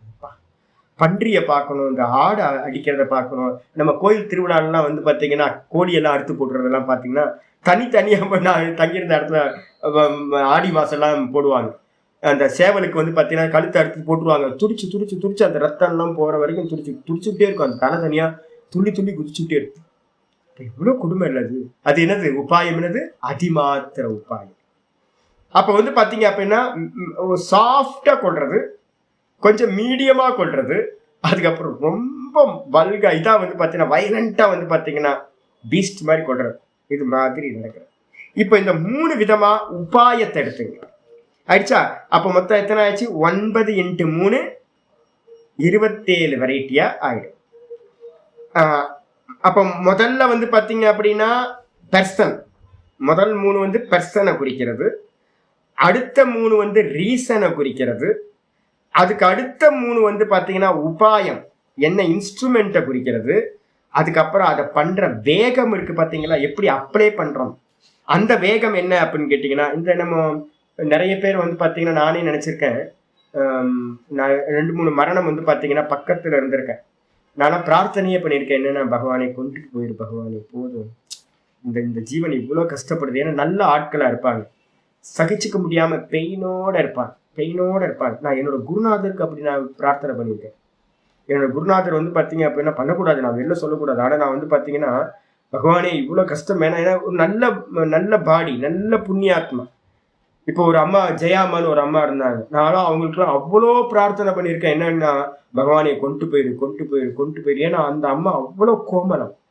ஐயோ, அந்த அம்மா மாதிரிலாம் வந்து பார்த்தீங்கன்னா இன்னொரு அம்மா பிறக்க முடியாது. அது மாதிரி அந்த அளவு பவித்திரமான அம்மா. நல்ல சாது சேவை, நல்ல பக்தி. ஆனா வந்து கேன்சர், உட்கார்ற இடத்துல கேன்சர். யோசிச்சு பாருங்க, உட்கார இடத்துல கேன்சர் வந்தா எப்படிங்க உட்கார முடியும்? யோசிச்சு பாருங்க. பெட்ல படுத்தே இருந்தாங்க. பெட்ல படுத்து 1 வருஷம் வந்து பார்த்தீங்கன்னா ரொம்ப இதாயிட்டாங்க. நான் வந்து பார்த்தீங்கன்னா ஹீலிங் பண்றதுக்காக கொஞ்சம் போவேன். நான் போனேன்னா ரொம்ப அவங்க சந்தோஷப்படுவாங்க. நான் வந்து என்ன பண்ணுவாங்க தெரியுங்களா? பிரார்த்தனை பண்ணுவேன். கீமோதெரபிலாம் எல்லாம் பண்ணியாச்சு, எந்த இதுவும் முடிஞ்சு போச்சு, ஒன்றும் பண்ண முடியாது, எல்லாம் அட்வான்ஸாக போயிடுச்சு. அப்போ என்ன பண்ணுறது அப்படின்னு கேட்டினா, பகவானை கொண்டு போயிடு அப்படின்னு. நம்மலாம் இப்போ வந்து மெர்சி கில்லிங்லாம் இப்போ வந்து கவர்மெண்ட்லாம் அலோவ் பண்ணுறது இல்லை. நிறைய இடத்துல வந்து மெர்சி கில்லிங்லாம் நடந்துக்கிட்டு தான் இருக்கு. அப்போ விஷம் வச்சு வந்து பார்த்தீங்கன்னா அந்த ஜீவன் வந்து பார்த்தீங்கன்னா அடங்கிடணும்னு ரீசன் மாறுது அவங்களுக்கு. குரோதத்தினால பண்ணுறதுக்கும் கருணையினால பண்ணுறதுக்கும் டிஃப்ரென்ஸ் நிறைய இருக்குல்ல உங்களுக்கு. அப்போ ரீசனில் வந்து பார்த்தீங்கன்னா டிஃப்ரென்ஸ் இருக்குது. குரோதத்தினால பண்றீங்களா, லோபத்தினால பண்றீங்களா, மோகத்தினால பண்றீங்களா? ஆனாலும் வந்து பாத்தீங்கன்னா என்ன கவர்மெண்ட் வந்து பாத்தீங்கன்னா மெர்சி கில்லிங் அலோவ் பண்ணிருக்கா இல்லையா? மெர்சி கில்லிங் அலோவ் பண்ணிருக்கா? பேன் பண்ணிருக்கு. கவர்மெண்ட் வந்து பாத்தீங்கன்னா அலோவ் பண்ணல. ஏன் அலோவ் பண்ண தெரியுங்களா? ஒரே ஒரு ரீசன் தான் கவர்மெண்ட் சொல்றது. என்னன்னு கேட்டீங்கன்னா, இந்த உலகத்துல இருக்கிற எந்த உயிரையும் கொல்றதுக்கு, அது எந்த ரீசனா வேணா இருக்கட்டும், எந்த உயிரையும் கொல்றதுக்கு வந்து பாத்தீங்கன்னா உங்களுக்கு அதிகாரம் யாருக்குமே ரைட் இல்லை. அது மெர்சி கில்லிங்கா இருந்துச்சுன்னா என்ன ஆகும்? நான் கருணைக்காக கொலை பண்ணேன்னு ஏகப்பட்ட பேரை கொலை பண்ணலாமே. நான் சொல்றேன், இப்ப 2 பாட்டி நான் பார்த்துட்டு இருக்கேன். அந்த பாட்டிக்கு வந்து பாத்தீங்கன்னா ரொம்ப டெய்லி ரொம்ப கஷ்டப்பட்டுக்கிட்டு இருக்கு. போட்டு தள்ளிடலாமா? விஷம் வச்சு கொண்டுடலாமா? ஊர்ல ஏகப்பட்ட பேர் கஷ்டப்பட்டுக்கிட்டு இருக்கான். எனக்கு கூட தான் தலைவலி, மைக்ரைன் வருது. மாத்தங்கிக்கு மைக்ரைனு, இப்ப சிமிச்சேச்சிக்கு மைக்ரைனு, 3 பேத்துக்கு விஷம் வச்சிடலாமா? கஷ்டப்படுறாங்களே, கஷ்டத்தோட படுறதை காட்டி நம்ம போய் சேரட்டும் அப்படின்னு. அப்ப மெர்சி கில்லிங்க நீங்க கையில எடுத்தீங்கன்னு வச்சுங்க, ஊர்ல ஆல்மோஸ்ட் பாதி பேரை நீங்க எடுத்துடலாம். அப்ப யாருக்கு ரைட்ஸ் இருக்கு மெர்சி கில்லிங் பண்றதுக்கு? அப்ப வந்து மோகத்தினால மெர்சி கில்லிங் என்னன்னு கேட்டீங்கன்னா மோகத்தினால பண்றது. அப்ப காமத்தினாலையும் குரோதத்தினாலையும் மோகத்தினாலையும் பண்றது ரீசன். அப்புறம் உபாயம் வந்து பாத்தீங்கன்னா மிருது மத்திய அதிமாத்திரம். என்ன அப்படின்னு கேட்டீங்கன்னா, சின்ன வயசுல வந்து பாத்தீங்கன்னா ஒரு கோல்டு ஸ்மித்கிட்ட போயிட்டு வந்து பாத்தீங்கன்னா இதை வாங்கிட்டு வந்து வச்சிருந்தேன். என்னது இந்த விஷம் இருக்கு, என்னது பாய்சன், ரொம்ப பாய்சன். என்ன பாய்சன்? சைனைட். சைனைட் வந்து பாத்தீங்க அப்படின்னா விலை கொடுத்து 2000 ரூபாய் பணம் கொடுத்து வந்து பாத்தீங்கன்னா வாங்கி வச்சிருந்தேன்.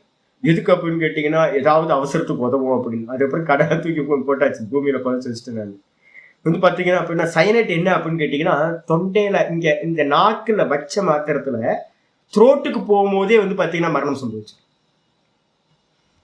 என்ன ஒரு அற்புதமான இது பாருங்களேன். இதோட ஒண்ணு இன்னும் மோசமானது ஒண்ணு சொல்லட்டுங்களா? நான் இதெல்லாம் பார்த்துருக்கேன், அதனால சொல்றேன்.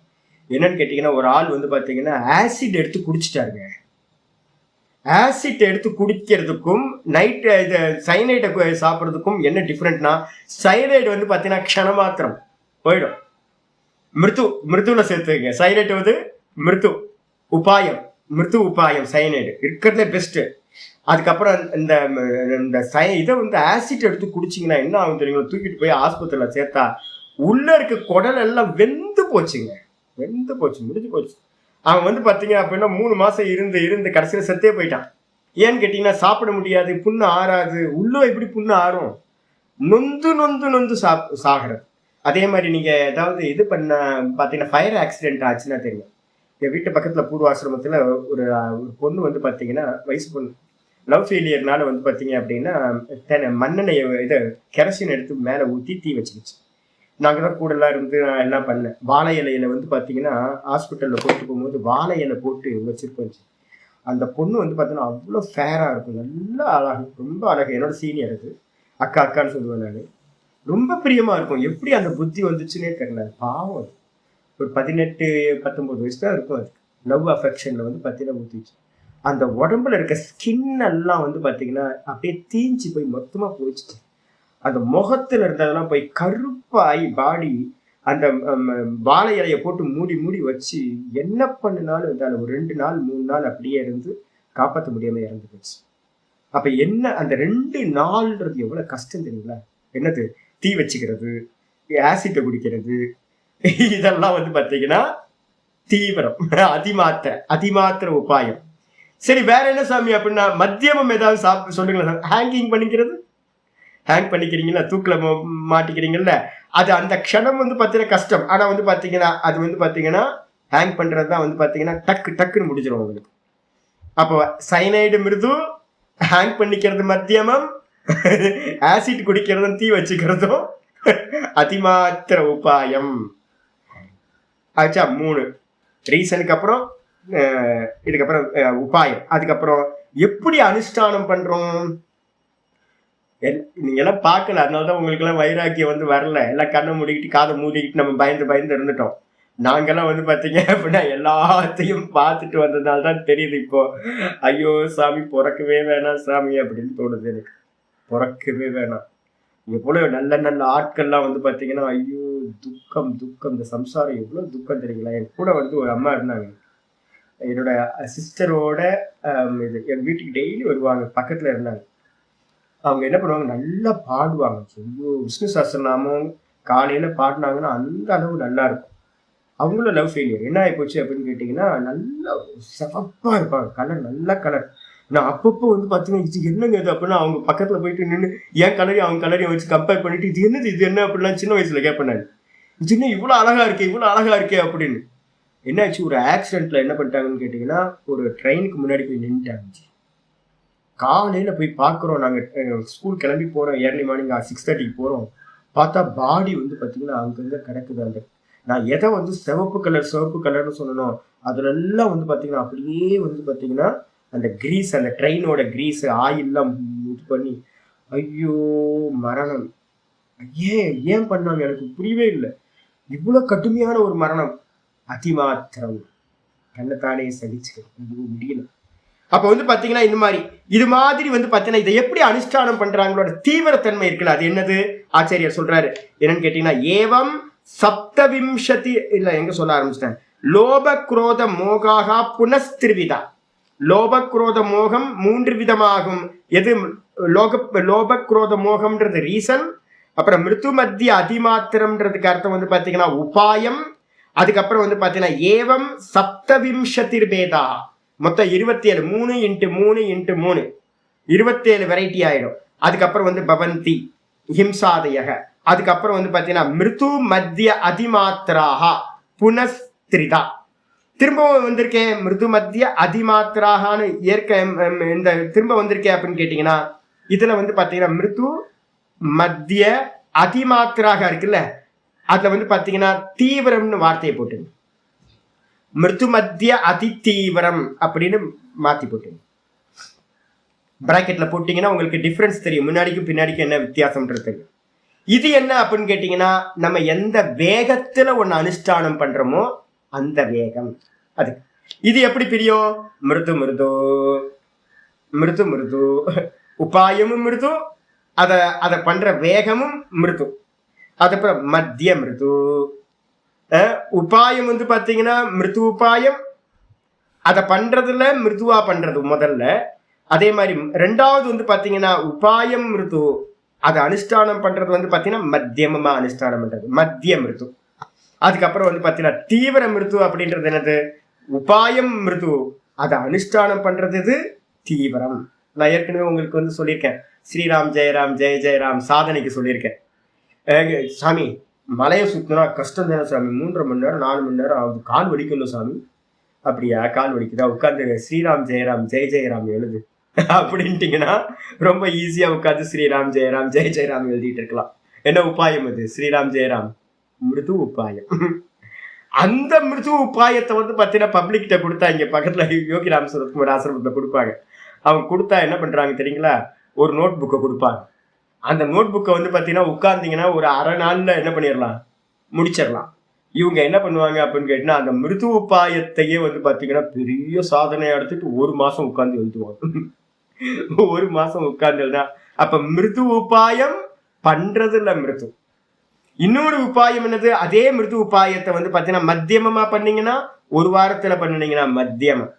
அதே மிருது உபாயத்தை தீவிரமா பண்றதுன்னா என்ன அர்த்தம், நோட்டு கொடுத்தோன்னே ஜி இவ்வளவுதான் நோட்டு 40 பேஜஸ் நோட்டு தானே, நான் போறதுக்குள்ள எழுதி கொடுத்துறேன்னு உட்கார்ந்து அங்கேயே எழுதி ஒரு 2 மணி நேரத்துல எழுதி கையில கொடுத்துட்டு போயிடுறது தீவிரம் அப்படின்னு பேர்.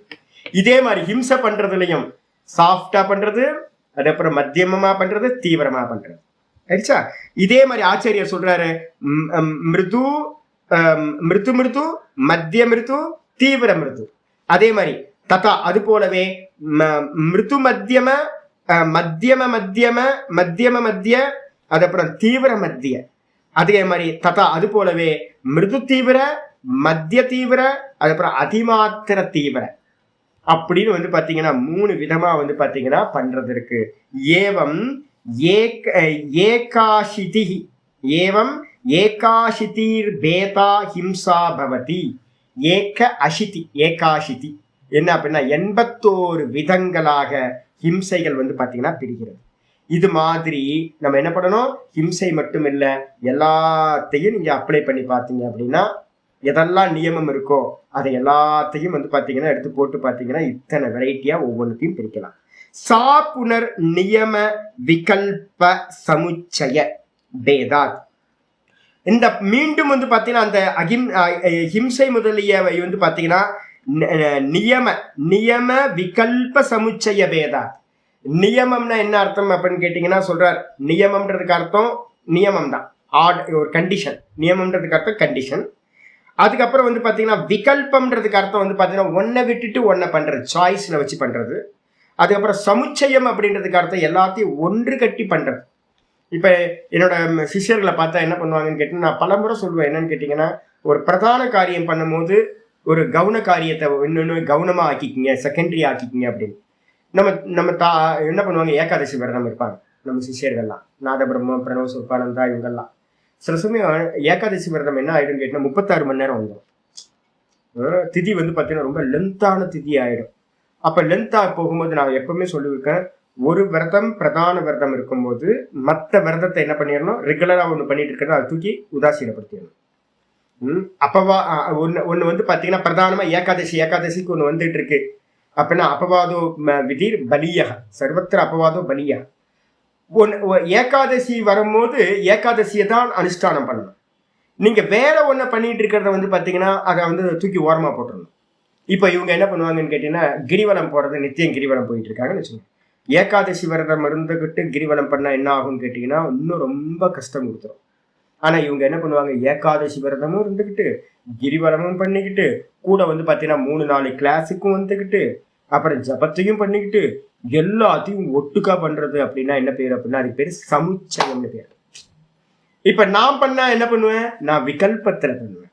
நான் என்ன பண்ணுவேன் அப்படின்னு கேட்டீங்கன்னா, எது பிரதானம்னு பார்ப்பேன். என்கிட்ட இருக்கிற ஒரே சாமர்த்தியம் என்னன்னா, நான் சொல்லிக் கொடுக்கணும்னு நினைக்கிறேன். யாரும் எனக்கு சுத்தி இருக்கிறவங்க யாருக்குமே அது புத்தியே வரமாட்டேங்குது.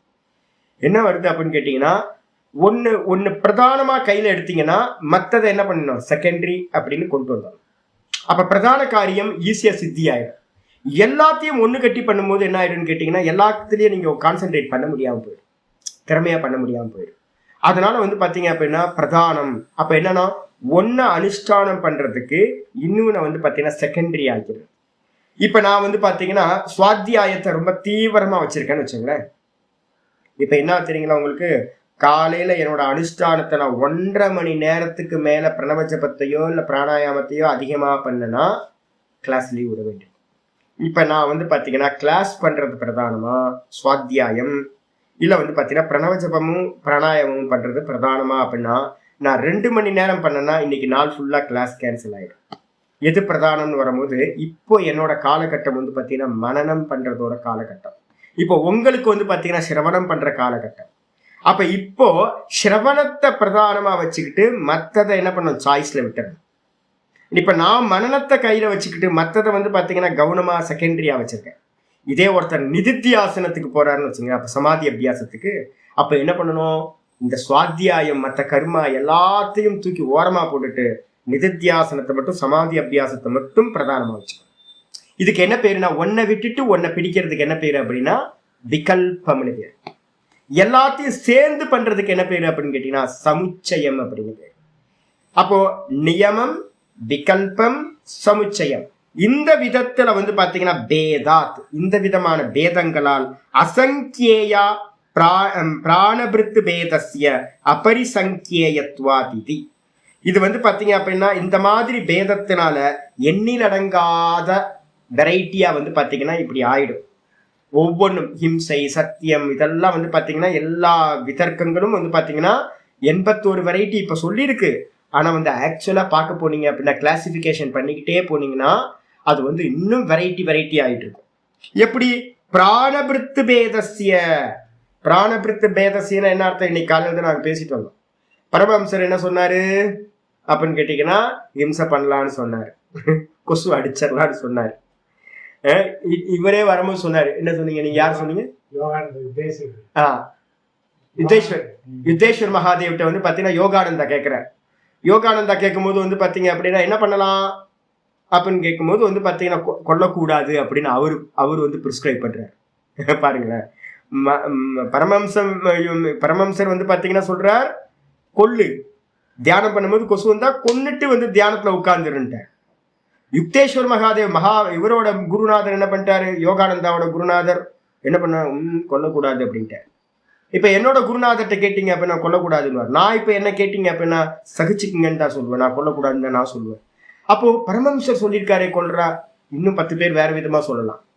அப்ப என்ன அர்த்தம்னு கேட்டீங்கன்னா ஒவ்வொருத்தரும் அவங்கவுங்களோட ஆர்டர்ல எங்க தேசத்துல இருக்காங்க, எந்த காலத்துல இருக்காங்க, யார்கிட்ட ஆன்சர் பண்ணியிருக்காங்க, அதை வச்சுக்கிட்டு வந்து பாத்தீங்கன்னா இந்த யம நியமங்கள் வந்து பாத்தீங்க அப்படின்னா அவ்வளோ வெரைட்டியா பிரிஞ்சு போகும் அப்படின்னு வந்து பாத்தீங்கன்னா இங்க ஆச்சாரியா சொல்ற அபரிசங்கேயத்வாதிதி. அப்போ பிராணிபிருத்து பேதசிய, பிராணிபிருத்து அப்படின்னா பிராணனை தாங்கிக்கிட்டு இருக்கிற இது நான் சொன்னல, கொன்றால் பாவம் தின்றால் போச்சு. இங்க நீங்க எங்கேயாவது போய் அகிம்சைய பேசுனீங்க அப்படின்னா, இந்த உலகத்துல வந்து பாத்தீங்கன்னா அகிம்சைய பேசுனீங்க அப்படின்னா ஒரே ஒரு வார்த்தை தான் சொல்லுவாங்க, கொன்றால் பாவம் தின்றால் போச்சு. உன்னை கொன்னுனியா சாப்பிட்டு சைனாக்கார மாதிரி சாப்பிட்டு அப்படின்னா அந்த பாப்பமே உனக்கு வந்து சேராது அப்படின்னு. அப்போ ஆளுக்கு வந்து பாத்தீங்க அப்படின்னா ஒரு ஒவ்வொரு லாஜிக் வச்சிருக்கிறாங்க. அதைப்படி பாத்தீங்க அப்படின்னா இந்த இப்ப யோசிச்சு பாருங்களா, சில பேர் வந்து பாத்தீங்கன்னா ரவுடிஸ்லாம் இருக்காங்க. ரவுடிஸ்லாம் இப்ப நாங்களே வந்து தானம் பண்றதுல வந்து பாத்தீங்கன்னா எல்லாத்துக்கும் தானம் பண்ண மாட்டேன். இன்னைக்கு காலையில் கூட நான் தானம் பண்றேன். யாருக்கு அப்படின்னா வயசான பாட்டிக்கெல்லாம் தானம் பண்ணுவேன். மற்றவங்கள்ட்டலாம் தரமாட்டேன் போ அப்படின்ட்டுருவேன். எதுன்னு நான் வந்து பாத்தீங்கன்னா பாட்டிங்களுக்காக சேவை பண்றது, யாரெல்லாம் ஹேண்டிகேப்டா இருக்காங்களோ அவங்களுக்கெல்லாம் சேவை பண்றது, மற்றவங்களுக்குலாம் நோ. அப்போ கெட்டவனா இருக்கிறவன் கூட என்ன பண்ணுவான்னு கேட்டீங்கன்னா இவங்களுக்கெல்லாம் கெட்டது பண்ணக்கூடாதுன்னு சில பேர் வச்சிருக்காங்க.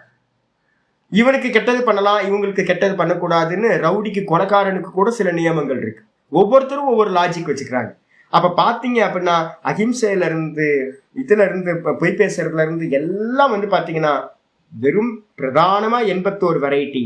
ஆனா அதை விரிச்சு பாத்தீங்க அப்படின்னா ஒவ்வொரு பர்சனுக்கு ஏற்ற மாதிரி டிஃபரன்ஸ் அதிகமாயிட்டே போகும், எண்ணில் அடங்காததா ஆகிவிடும்.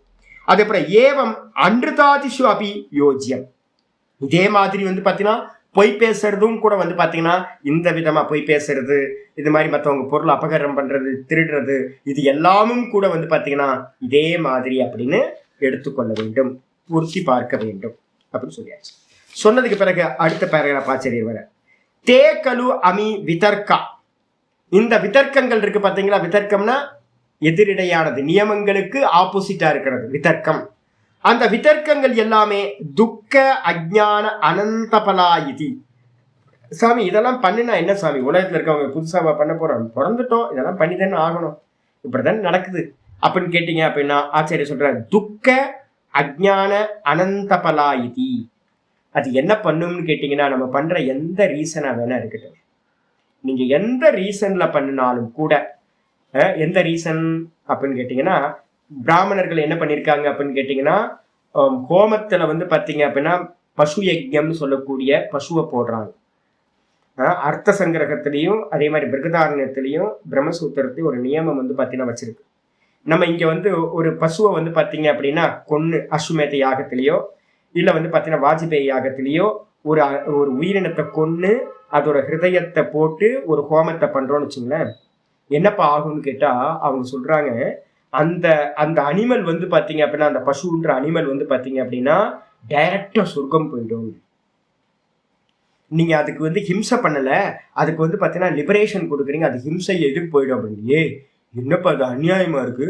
நீ சொர்க்கம் போறதுக்காக வந்து பாத்தீங்க அப்படின்னா ஒரு பசுவை பிடிச்சி கொன்னு அதை இதுல போட்டு கேட்டா வந்து பாத்தீங்க அப்படின்னா அந்த பசு வந்து பாத்தீங்கன்னா நேரம் சொர்க்கத்துக்கு போய அதான் கேட்பாங்க. உங்க அப்பாவை அதான் சாஸ்திரத்துல கேட்பாங்க.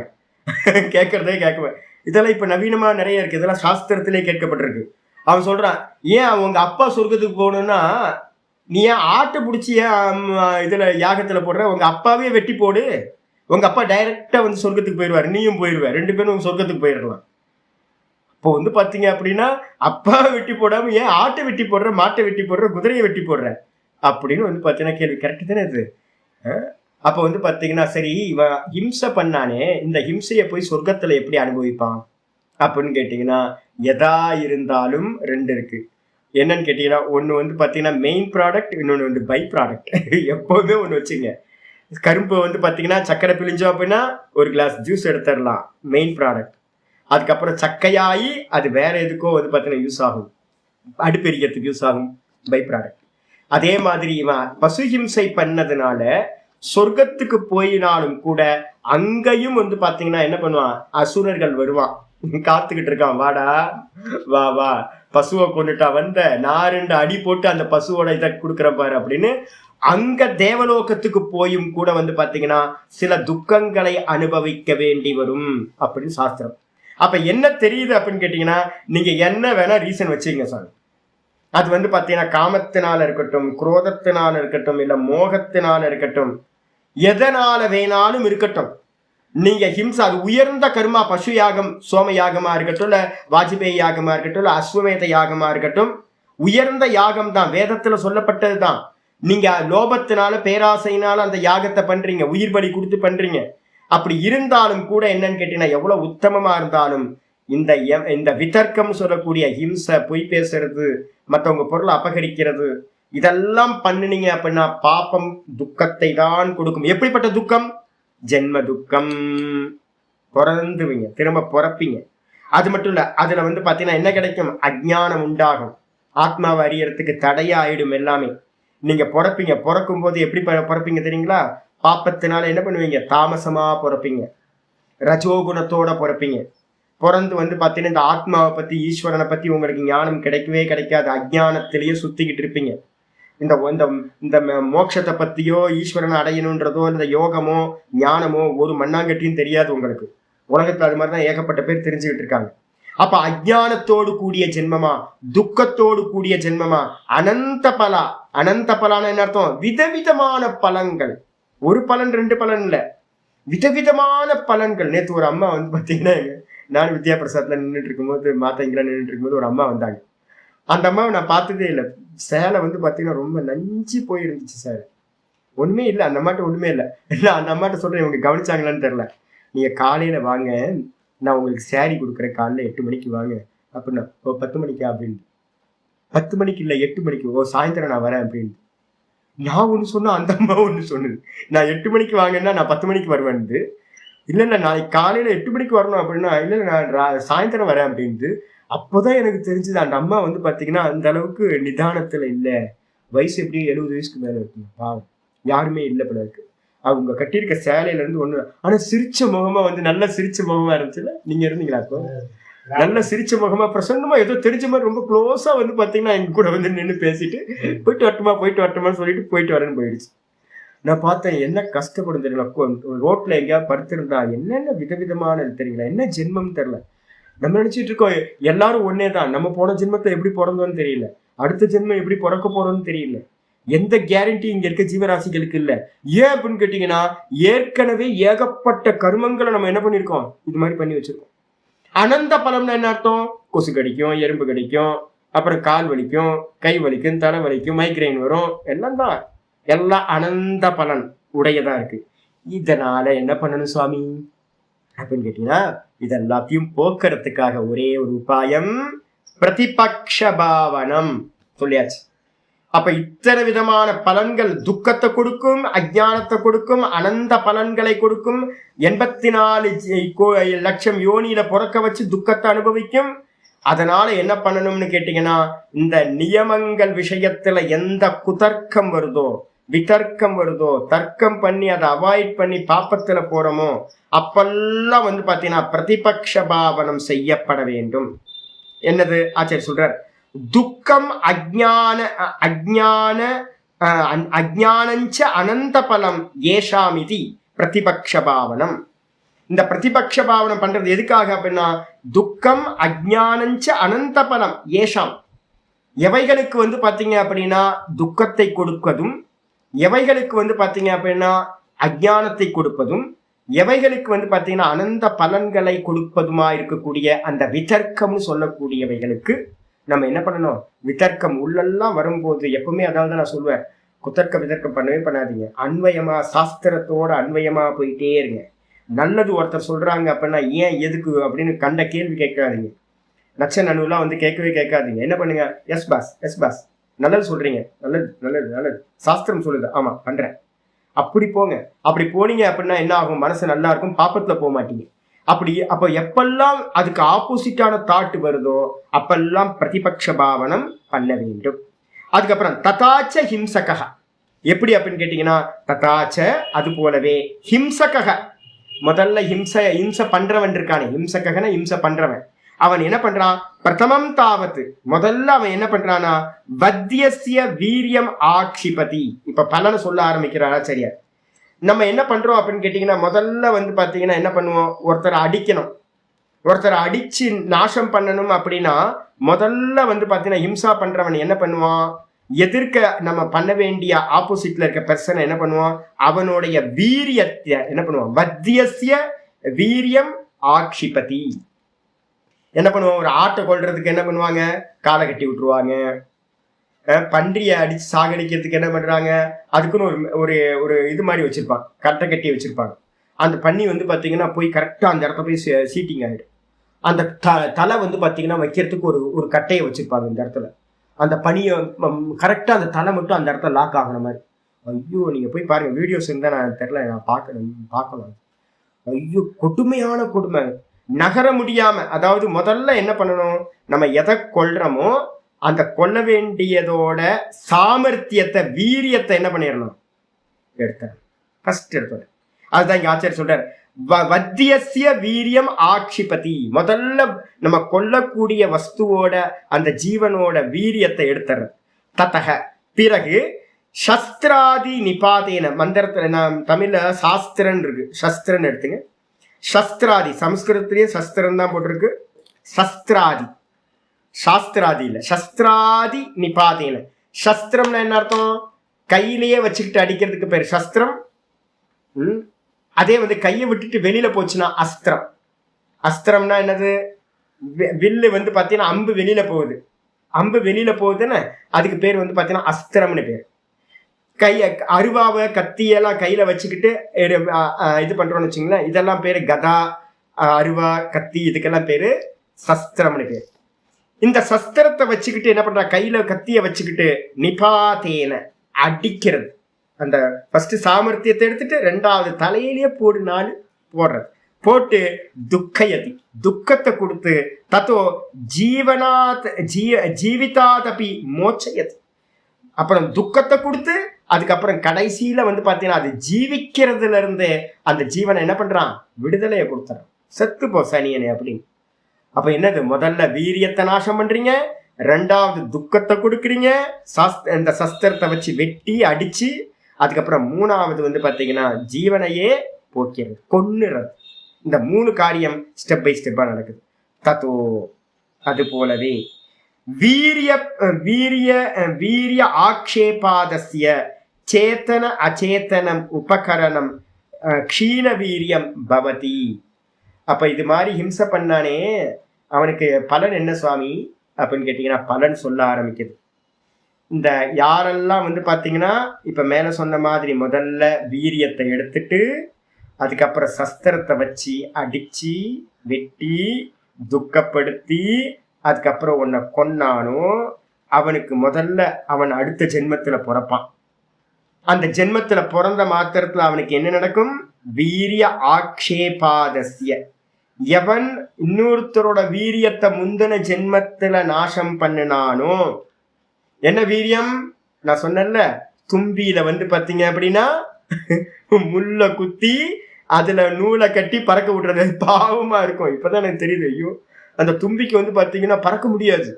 அதுக்கப்புறம் என்ன பண்றது தெரியுங்களா? சின்ன வயசுல நானும் நிறைய பண்ணியிருக்கேன். என்னென்னா இருக்கும், சீக்கிரம் ஞானத்தை அடைஞ்சிடணும். நான் பண்ண பாப்பத்துக்குலாம் பாத்தீங்கன்னா ஐயோ, இது ரெக்கையெல்லாம் பிச்சு விட்டுறது.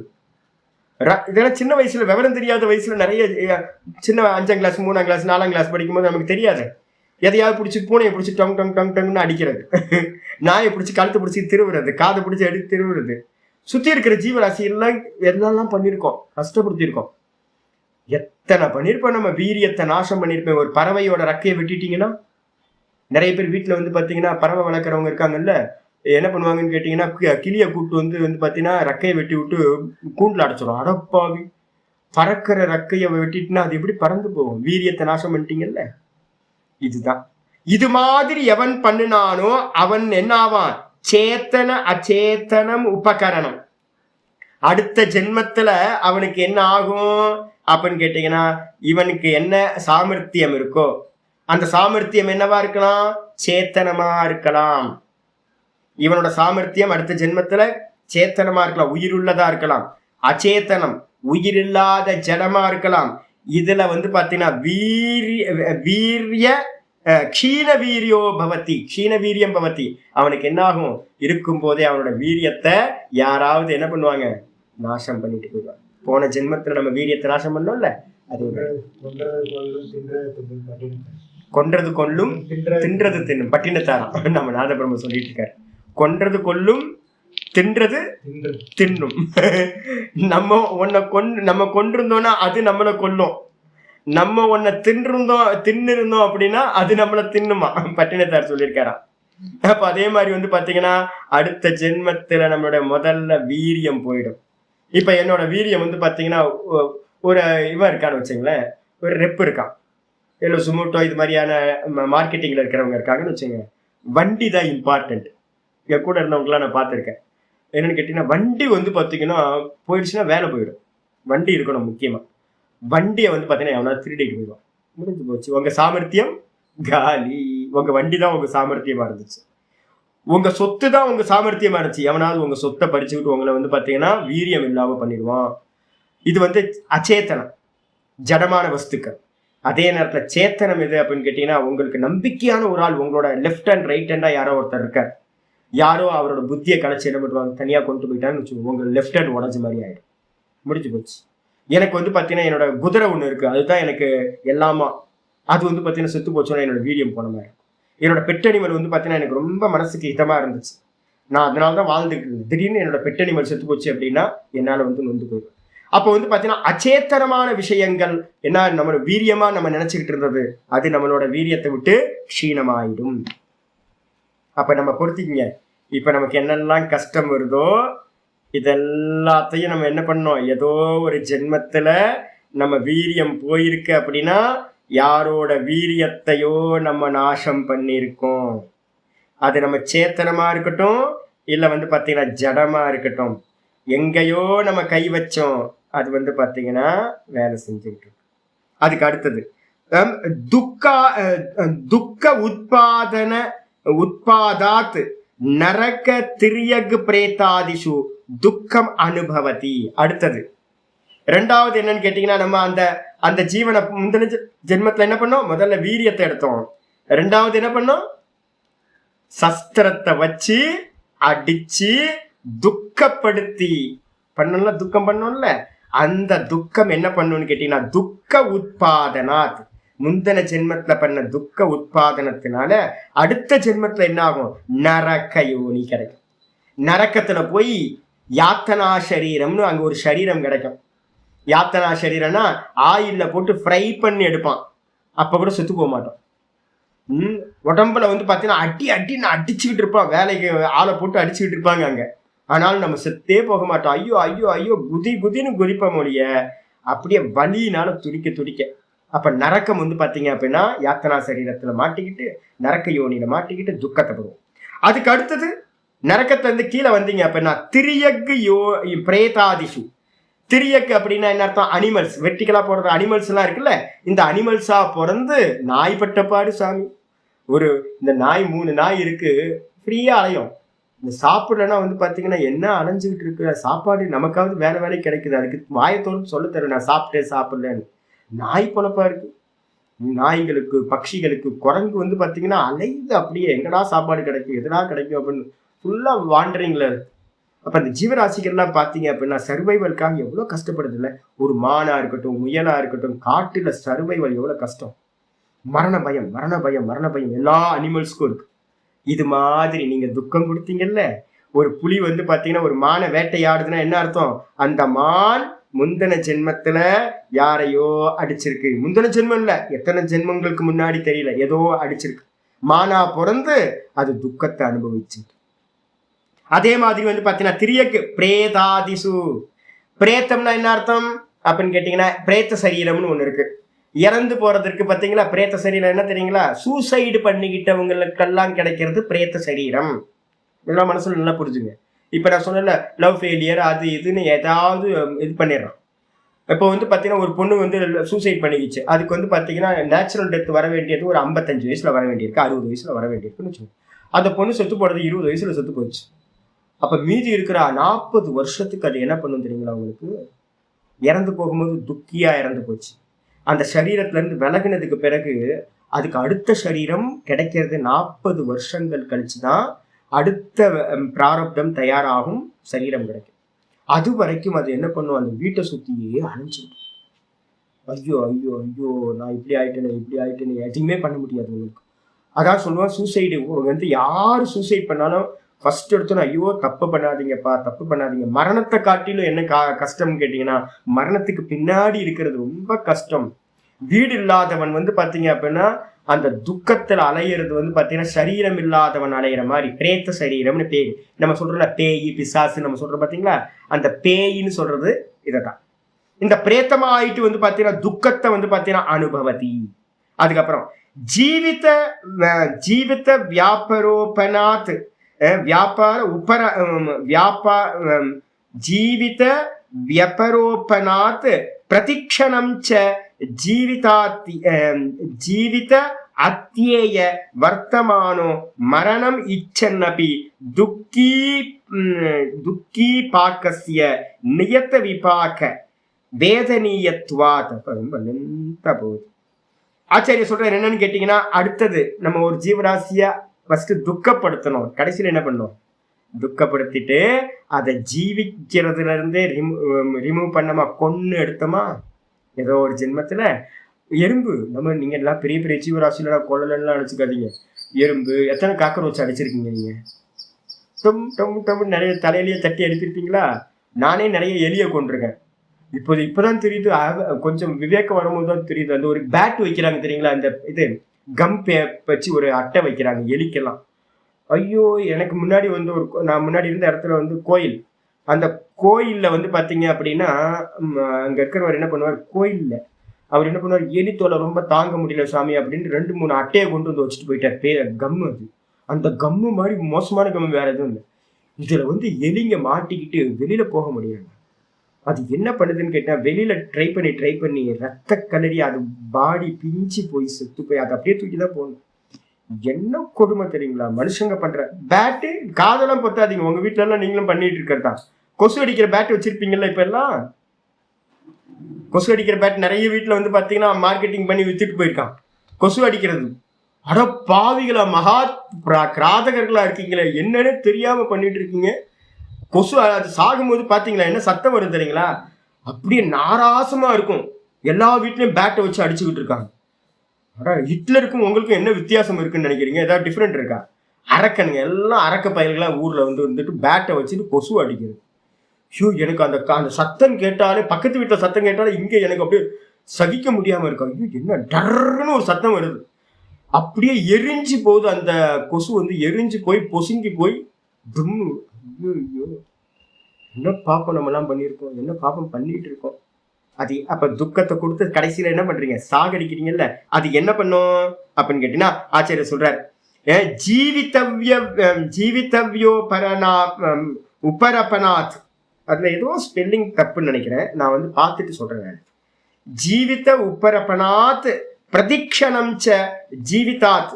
நீங்க என்ன பண்ணுவீங்க, இந்த ஜென்மத்துல போன ஜென்மத்துல பண்ணது இந்த ஜென்மத்துல என்ன பண்ணுவீங்க, ஜீவிச்சுக்கிட்டு இருக்கும் போதே. நான் சொன்னேன்ல, ஒரு அம்மா, நல்ல அம்மா என்ன பண்றாங்க, கேன்சர்ல வந்து அவதிப்பட்டுக்கிட்டு இருக்காங்க. நிறைய பேர் நல்ல நல்ல ஜீவர்கள்லாம் இருப்போம், நிறைய புண்ணியாத்மாக்கள். ஆனாலும் வந்து பாத்தீங்கன்னா மரணப்படுக்கையில மரணத்துக்காக காத்துக்கிட்டே இருப்போம். மரணம் வராது, என்ன பாப்பம்னே தெரியாது. அந்த பாப்பம் என்ன பண்ணுவோம், ஜீவித அத்தியேய வர்த்தமானோ மரணம். இந்த வர்த்தமான காலத்துல வந்து பாத்தீங்கன்னா மரணம் இச்ச நபி. மரணத்தை நீங்க இச்சப்பட்டாலும், என்ன எப்போ சாமி கொண்டு போவாரு, என்ன எப்போ சாமி கொண்டு போவார், சாமி கொண்டு போ சாமி, கொண்டு போ சாமி, போதும் சாமி, ரொம்ப கஷ்டமா இருக்கு சாமி. நோ பாஸ், நீ பண்ண நல்ல பாஸ், நீ வந்து அனுபவி பாஸ், புரிஞ்சுக்கோ, நல்லா அனுபவி. பாஸ் வந்து பாத்தீங்கன்னா மேல இருந்து சொல்லுவார், நான்லாம் கொண்டு போக மாட்டேன், அனுபவி ராஜா, அனுபவின்னு விட்டுருவார். மரணம் இச்ச நபி, மரணம் இச்சப்பட்டாலும் கூட துக்க விபாகசிய, துக்கத்தோட பலன் இருக்குல்ல, கர்ம பலன். விபாக்கம்னா என்ன அர்த்தம் கேட்டாங்கல்ல, விபாக்கம்ன்றதுக்கு அர்த்தம் கர்ம பலன். நம்ம ஏற்கனவே 100 ஜீவனை கொன்னோம்ல, அந்த கொன்னதோட பலன் தான் விபாக்கம். அந்த பலனை வந்து பாத்தீங்க அப்படின்னா நியத்த விபாக. நியத்தம்னா என்ன அர்த்தம், ஏற்கனவே சொல்லியிருக்கோம் கர்மா தியரியில, நிச்சயிக்கப்பட்ட பலன் நியத்த விபாகம். இதுக்கு இதுதான் பலன் அப்படின்னு வந்து பாத்தீங்கன்னா நல்லா பிக்ஸ் ஆயிருக்கு நியத்த விபாகம். அது மட்டும் இல்ல, நியத்த விபாகத்துக்கு இன்னொன்னு ஒண்ணு பண்ணிருக்கோம், பிராரப்தத்துக்கு ஏக்கபவம். ஏற்கனவே பார்த்திருக்கேன், நியத்த விபாகம் ஏக்கபவம், ஒரு ஜென்மத்துல வந்து பாத்தீங்கன்னா சம்பவிக்கும். அப்ப அந்த ஒரு ஜென்மத்துல இது பண்றது வேதனீயத்துவாத், அதை வந்து பாத்தீங்கன்னா அனுபவிக்கிறதாக. கதஞ்சித் ஏவ உத்வசசீதி. கதஞ்சித்துனா என்ன அர்த்தம், எந்த விதமாவது வந்து பாத்தீங்கன்னா உயிர் என்னாகும், மெதுவா வந்து பாத்தீங்கன்னா உயிர் விட்டுக்கிட்டே இருப்பான்.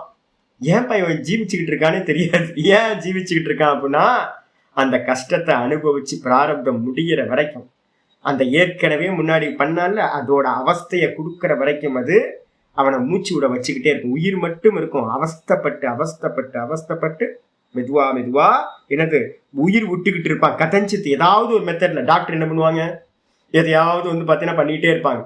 நான் சொல்லுவேன், ஒரு குறிப்பிட்ட விட்டுருங்கப்பா, பாவம் ஒரு ஜீவன் வந்து பாத்தீங்க அப்படின்னா மரணிக்கிறதுக்கு, நல்லா மரணிக்கிறதுக்கு விடுங்க. நீங்க பாட்டுக்கு போய் வந்து காப்பாத்துறேன்னு அப்படின்னு அன்போட நான் பண்றேன். 80 வயசுக்கு மேல பெட்டுக்கு போயிட்டாங்க அப்படின்னா நீங்க என்ன பண்ணுங்க, சாந்தியா பெயின் இல்லாம அவங்க போய் சேர்றதுக்கு ஹெல்ப் பண்ணுங்க. அதை விட்டுட்டு வந்து பாத்தீங்கன்னா உயிர் கொடுக்குறேன்னு அதுக்கு மேல உயிரை கொடுத்து அவங்களை கஷ்டப்படுத்துறது.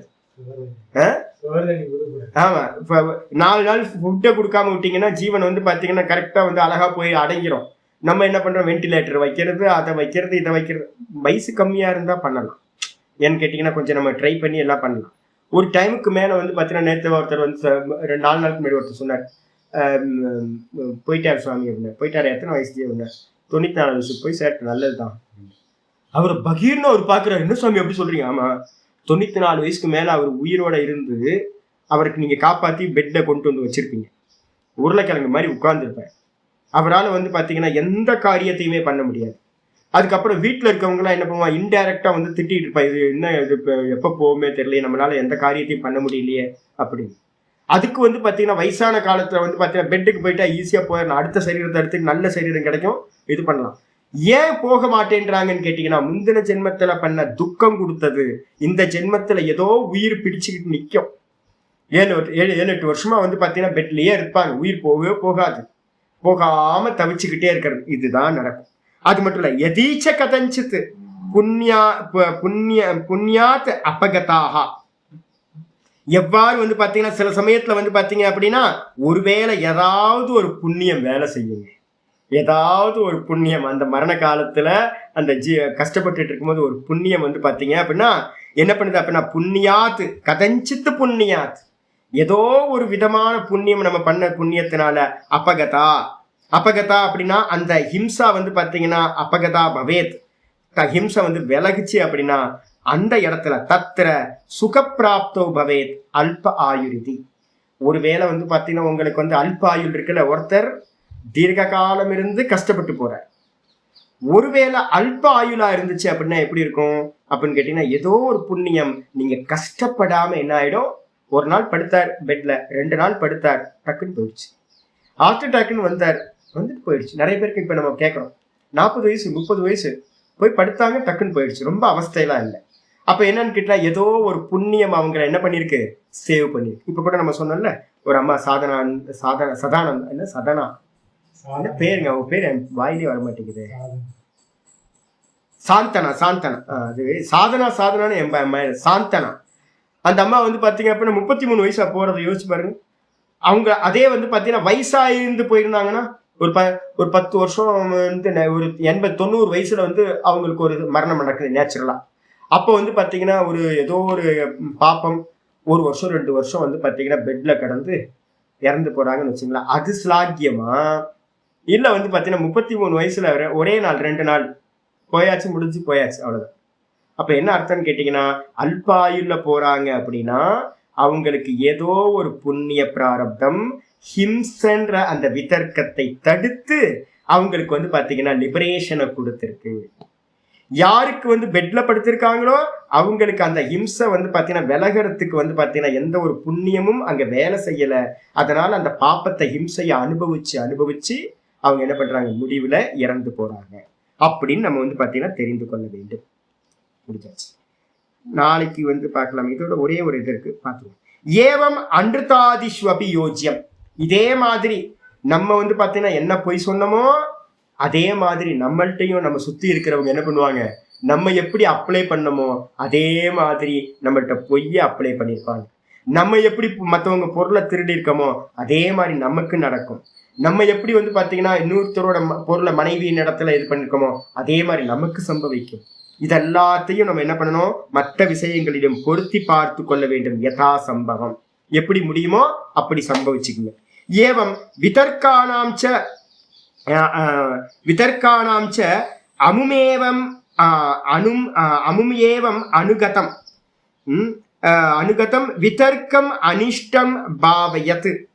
எவன் வந்து பாத்தீங்கன்னா இந்த விதர்க்கம்ன்ற அனிஷ்டத்தை வந்து பாத்தீங்கன்னா எவன் பாவிக்கிறானோ ந விதர்க்கேஷு மனக பிரணீததீத. அதனால என்ன பண்ணுங்க அப்படின்னா இந்த இதெல்லாம் எதுக்காக சொல்றது அப்படின்னு கேட்டீங்கன்னா, சாந்தோக்கியத்துல வந்து 6வது அத்தியாயம் படிக்கிறதுக்கு முன்னாடி 5வது அத்தியாயம் வைக்கும். பஞ்சாக்னி வித்யா அப்படின்னு அங்க ஒரு பிரகரணம் வருது. 5வது அத்தியாயம் படிச்சுட்டு தான் 6வது அத்தியாயம் படிக்கணும். ஆனா இன்ஸ்டிடியூஷன்லாம் என்ன பண்ணுவாங்க, டைரக்டா 6வது அத்தியாயம் வேதாந்தத்துக்கு கொண்டு வந்துருவாங்க. 5வது அத்தியாயம் எழுதும் போதே ஆச்சரியர் சொல்றாரு, எதுக்காக ஒரு ஜீவன் மேல போறான் கீழே போறான் என்னென்னலாம் ப்ராசஸ் வருது அப்படின்னு எதுக்காக சொல்லுது அப்படின்னா வைராகியார்த்தம். உங்களுக்கு வைராகியம் வரணும் அப்படின்னா, இந்த பிக்சர் தெரியல அப்படின்னா வைராகியம் வராது. இந்த பிக்சர் நமக்கு தெரிஞ்சாதான் கல்லாகி பூடாய் புழுவாய் பல்விர்கமாய் எல்லா பிறப்பும் பிறந்து இளைத்தேன் எம்பெருமானே அப்படின்னு பகவான் மேல சரணாகதி வரும். ஐயோ சாமி, அடுத்த பிறவி என்ன ஆகுமோ தெரியாது, இப்பிறவி தப்பினால் எப்பிறவி கிட்டுமோ, என்ன பிறவி கிடைக்குமோ, என்ன பிறவியில என்னென்னலாம் அனுபவிப்போமோ தெரியாது. உலகத்திலெல்லாம் பாருங்க, எல்லாத்தோட துக்கத்தையும் பாருங்க. இது மாதிரிதான் நம்மளும் பிறந்திருக்கோம். இனி வந்து பாத்தீங்கன்னா விட்டோம் அப்படின்னா இனிமே இது மாதிரிதான் பிறப்போம். என்ன துக்கம் நமக்கு சம்பவிக்கும், ஏன்னா பேங்க் பேலன்ஸ்ல ஏகப்பட்ட கர்மா இருக்கு, புண்ணியம் பாப்பம் எல்லாம் கலந்து கட்டி வச்சிருக்கோம், எல்லா கர்மங்களையும் கலந்து கட்டி வச்சிருக்கோம். அதனால வந்து பாத்தீங்கன்னா துக்கம் துக்கம் துக்கம் அநேக துக்கங்கள். ஒரு சின்ன குருவி பார்த்தேன், குருவி முட்டை இட்டு வந்து பாத்தீங்கன்னா யூடியூப்ல தான் குருவி முட்டை இட்டு போயிருக்கு. இந்த பாம்பு வந்து பாத்தீங்கன்னா முட்டை எடுக்குது முட்டையை எடுத்துட்டு அந்த குருவி 2 வீடியோ இருக்கு, முட்டை எடுத்துட்டு போற ஒரு இது குருவி வந்து தவிக்குது, அப்படியே ஃபைட் பண்ணி பாக்குது. யோசிச்சு பாருங்க, ஒரு முட்டையை எடுத்தா அந்த அம்மா குருவிக்கு எவ்வளவு கஷ்டமா இருக்கும்ல, என்ன துக்கம் இருக்கும்ல ஒரு குருவிக்கு துக்கம். நம்ம நினைக்கிறோம் ஆஹா பக்ஷியா பிறந்த நல்லா இருக்குமே, வானத்துல பறக்கும் போது நம்ம பாக்குறோம் ஆஹா பக்ஷி எவ்வளவு ஆனந்தமா பறந்துட, அதுக்கு இருக்கிற துக்கத்தை நமக்கு எப்படி தெரியும். இன்னொரு குருவியை பாக்குற என்னன்னு கேட்டீங்கன்னா, அதுல போட்டு வச்சிருக்கு குஞ்செல்லாம் பொறிச்சு வச்சிருக்கு. குஞ்சை வந்து பாத்தீங்கன்னா ஒரு மலைப்பாம்பு வந்து பாத்தீங்கன்னா உள்ள புகுந்து சாப்பிட்டுருங்க. இந்த குருவியால ஒண்ணுமே காப்பாற்ற முடியும். அப்ப முட்டை போற குருவி குஞ்சு பொறிச்சு அதுவும் போன குருவி எல்லாம் பார்க்கும். அப்ப நம்ம பாக்குறோம் என்னன்னா, குருவியா பிறந்தா நல்லா இருக்கும்ல, கடல்ல மீனா பிறந்தா நல்லா இருக்குல்ல, மீனா பிறந்து பார்த்தா தான் தெரியும் அங்க என்ன அவஸ்தை அப்படின்னு. எல்லா பிறவியும் துக்கம். அதுக்காக தான் வந்து பாத்தீங்கன்னா இதை சொல்லுது. அப்ப சாந்தோக்கியத்துல வந்து பாத்தீங்கன்னா எதுக்காக துக்கத்தை சொல்லுது அப்படின்னு கேட்டீங்கன்னா, மனுஷ பிறவி கிடைக்கிறது கஷ்டம்னு வைராக்கியம். அதே மாதிரி இங்கேயும் வந்து பாத்தீங்கன்னா வைராக்கியத்துக்காக. அதனால என்ன பண்ணணும் அப்படின்னு கேட்டீங்கன்னா சொல்றாரு, இந்த இந்த இதெல்லாம் விபாகம் அனிஷ்டம் பாவயத்து. இந்த கர்ம பலன்களோட விபாகம், கர்ம பலன்கள் இருக்குல்ல, இதோட அனிஷ்டத்தை வந்து எதெல்லாம் நமக்கு விரும்பாதது நடக்குமோ இப்ப சொன்னது எல்லாத்தையும் மனசுக்குள்ளார நினைச்சு பார்த்து விதர்க்கேஷு மனக பிரணீத விதர்க்கேஷு மனக பிரணீததீத. கண்டிப்பா விதர்க்க விஷயங்கள்ல என்னது ஹிம்சை பண்றது, பொய் பேசுறது, பொருளை அபகரிக்கிறது, இது மாதிரி விஷயங்கள்ல வந்து மனசை ஈடுபடுத்தக்கூடாது. பிரதிபக்ஷ பாவனாத் என்ன பண்ணணும்? பிரதிபக்ஷ பாவனை மூலமா பிரதிபக்ஷ பாவனாத் ஹேத்தோர் ஹேயா விதர்க்காஹா. பிரதிபக்ஷ பாவனைன்னு சொல்லக்கூடிய காரண ஹேத்துவை வச்சுக்கிட்டு, சாதனத்தை வச்சுக்கிட்டு என்ன பண்ணணும்? இவைகளை எல்லாத்தையும், இந்த விதர்க்கம் சொல்லக்கூடிய தேவையில்லாத விஷயங்களை எல்லாத்தையும் நம்மகிட்ட இருந்து தியாகம் செய்ய வேண்டும். ஹேயாஹா அப்படின்னு இதோட முடிவு. மீதி இடமோ நாளைக்கு. ஓம் பூர்ணமதః பூர்ணமிதம் பூர்ணாத் பூர்ணமுதச்யதே பூர்ணஸ்ய பூர்ணமாதாய பூர்ணமேவாவசிஷ்யதே. ஓம் சாந்தி சாந்தி சாந்தி. ஹரி ஓம். ஸ்ரீ குருபியோ நமஹ. ஹரி ஓம். பட்டினத்தார் நல்லா ஒன்று பாடுவார், என்னது அன்னையிட்ட, ஒரு அருமையான வச்சனம் இருக்கு. ரொம்ப அருமையான வச்சனம் அது. பார்க்கணும், பெரியவங்க பாடினதெல்லாம் எடுத்து பார்த்தோம் அப்படின்னா அவ்வளோ சூட்டபிளா இருக்கும். இதுல வந்து பாத்தீங்க அப்படின்னா அருமையான ஏதாச்சும் பட்டினத்தார் படத்துல தான் அது கரெக்டா இருக்கும். இதுல ஒரு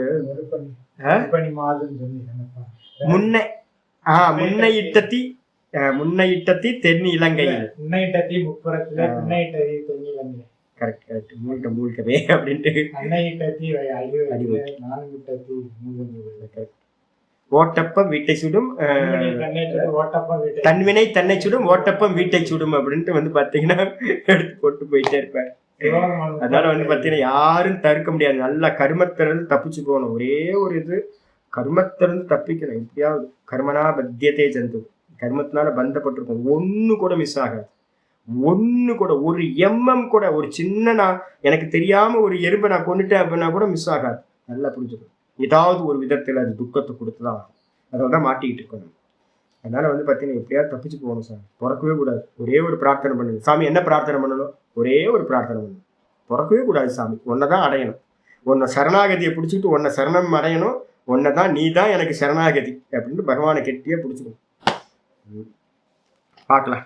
ஹரி ஓம். ஹரி ஓம்.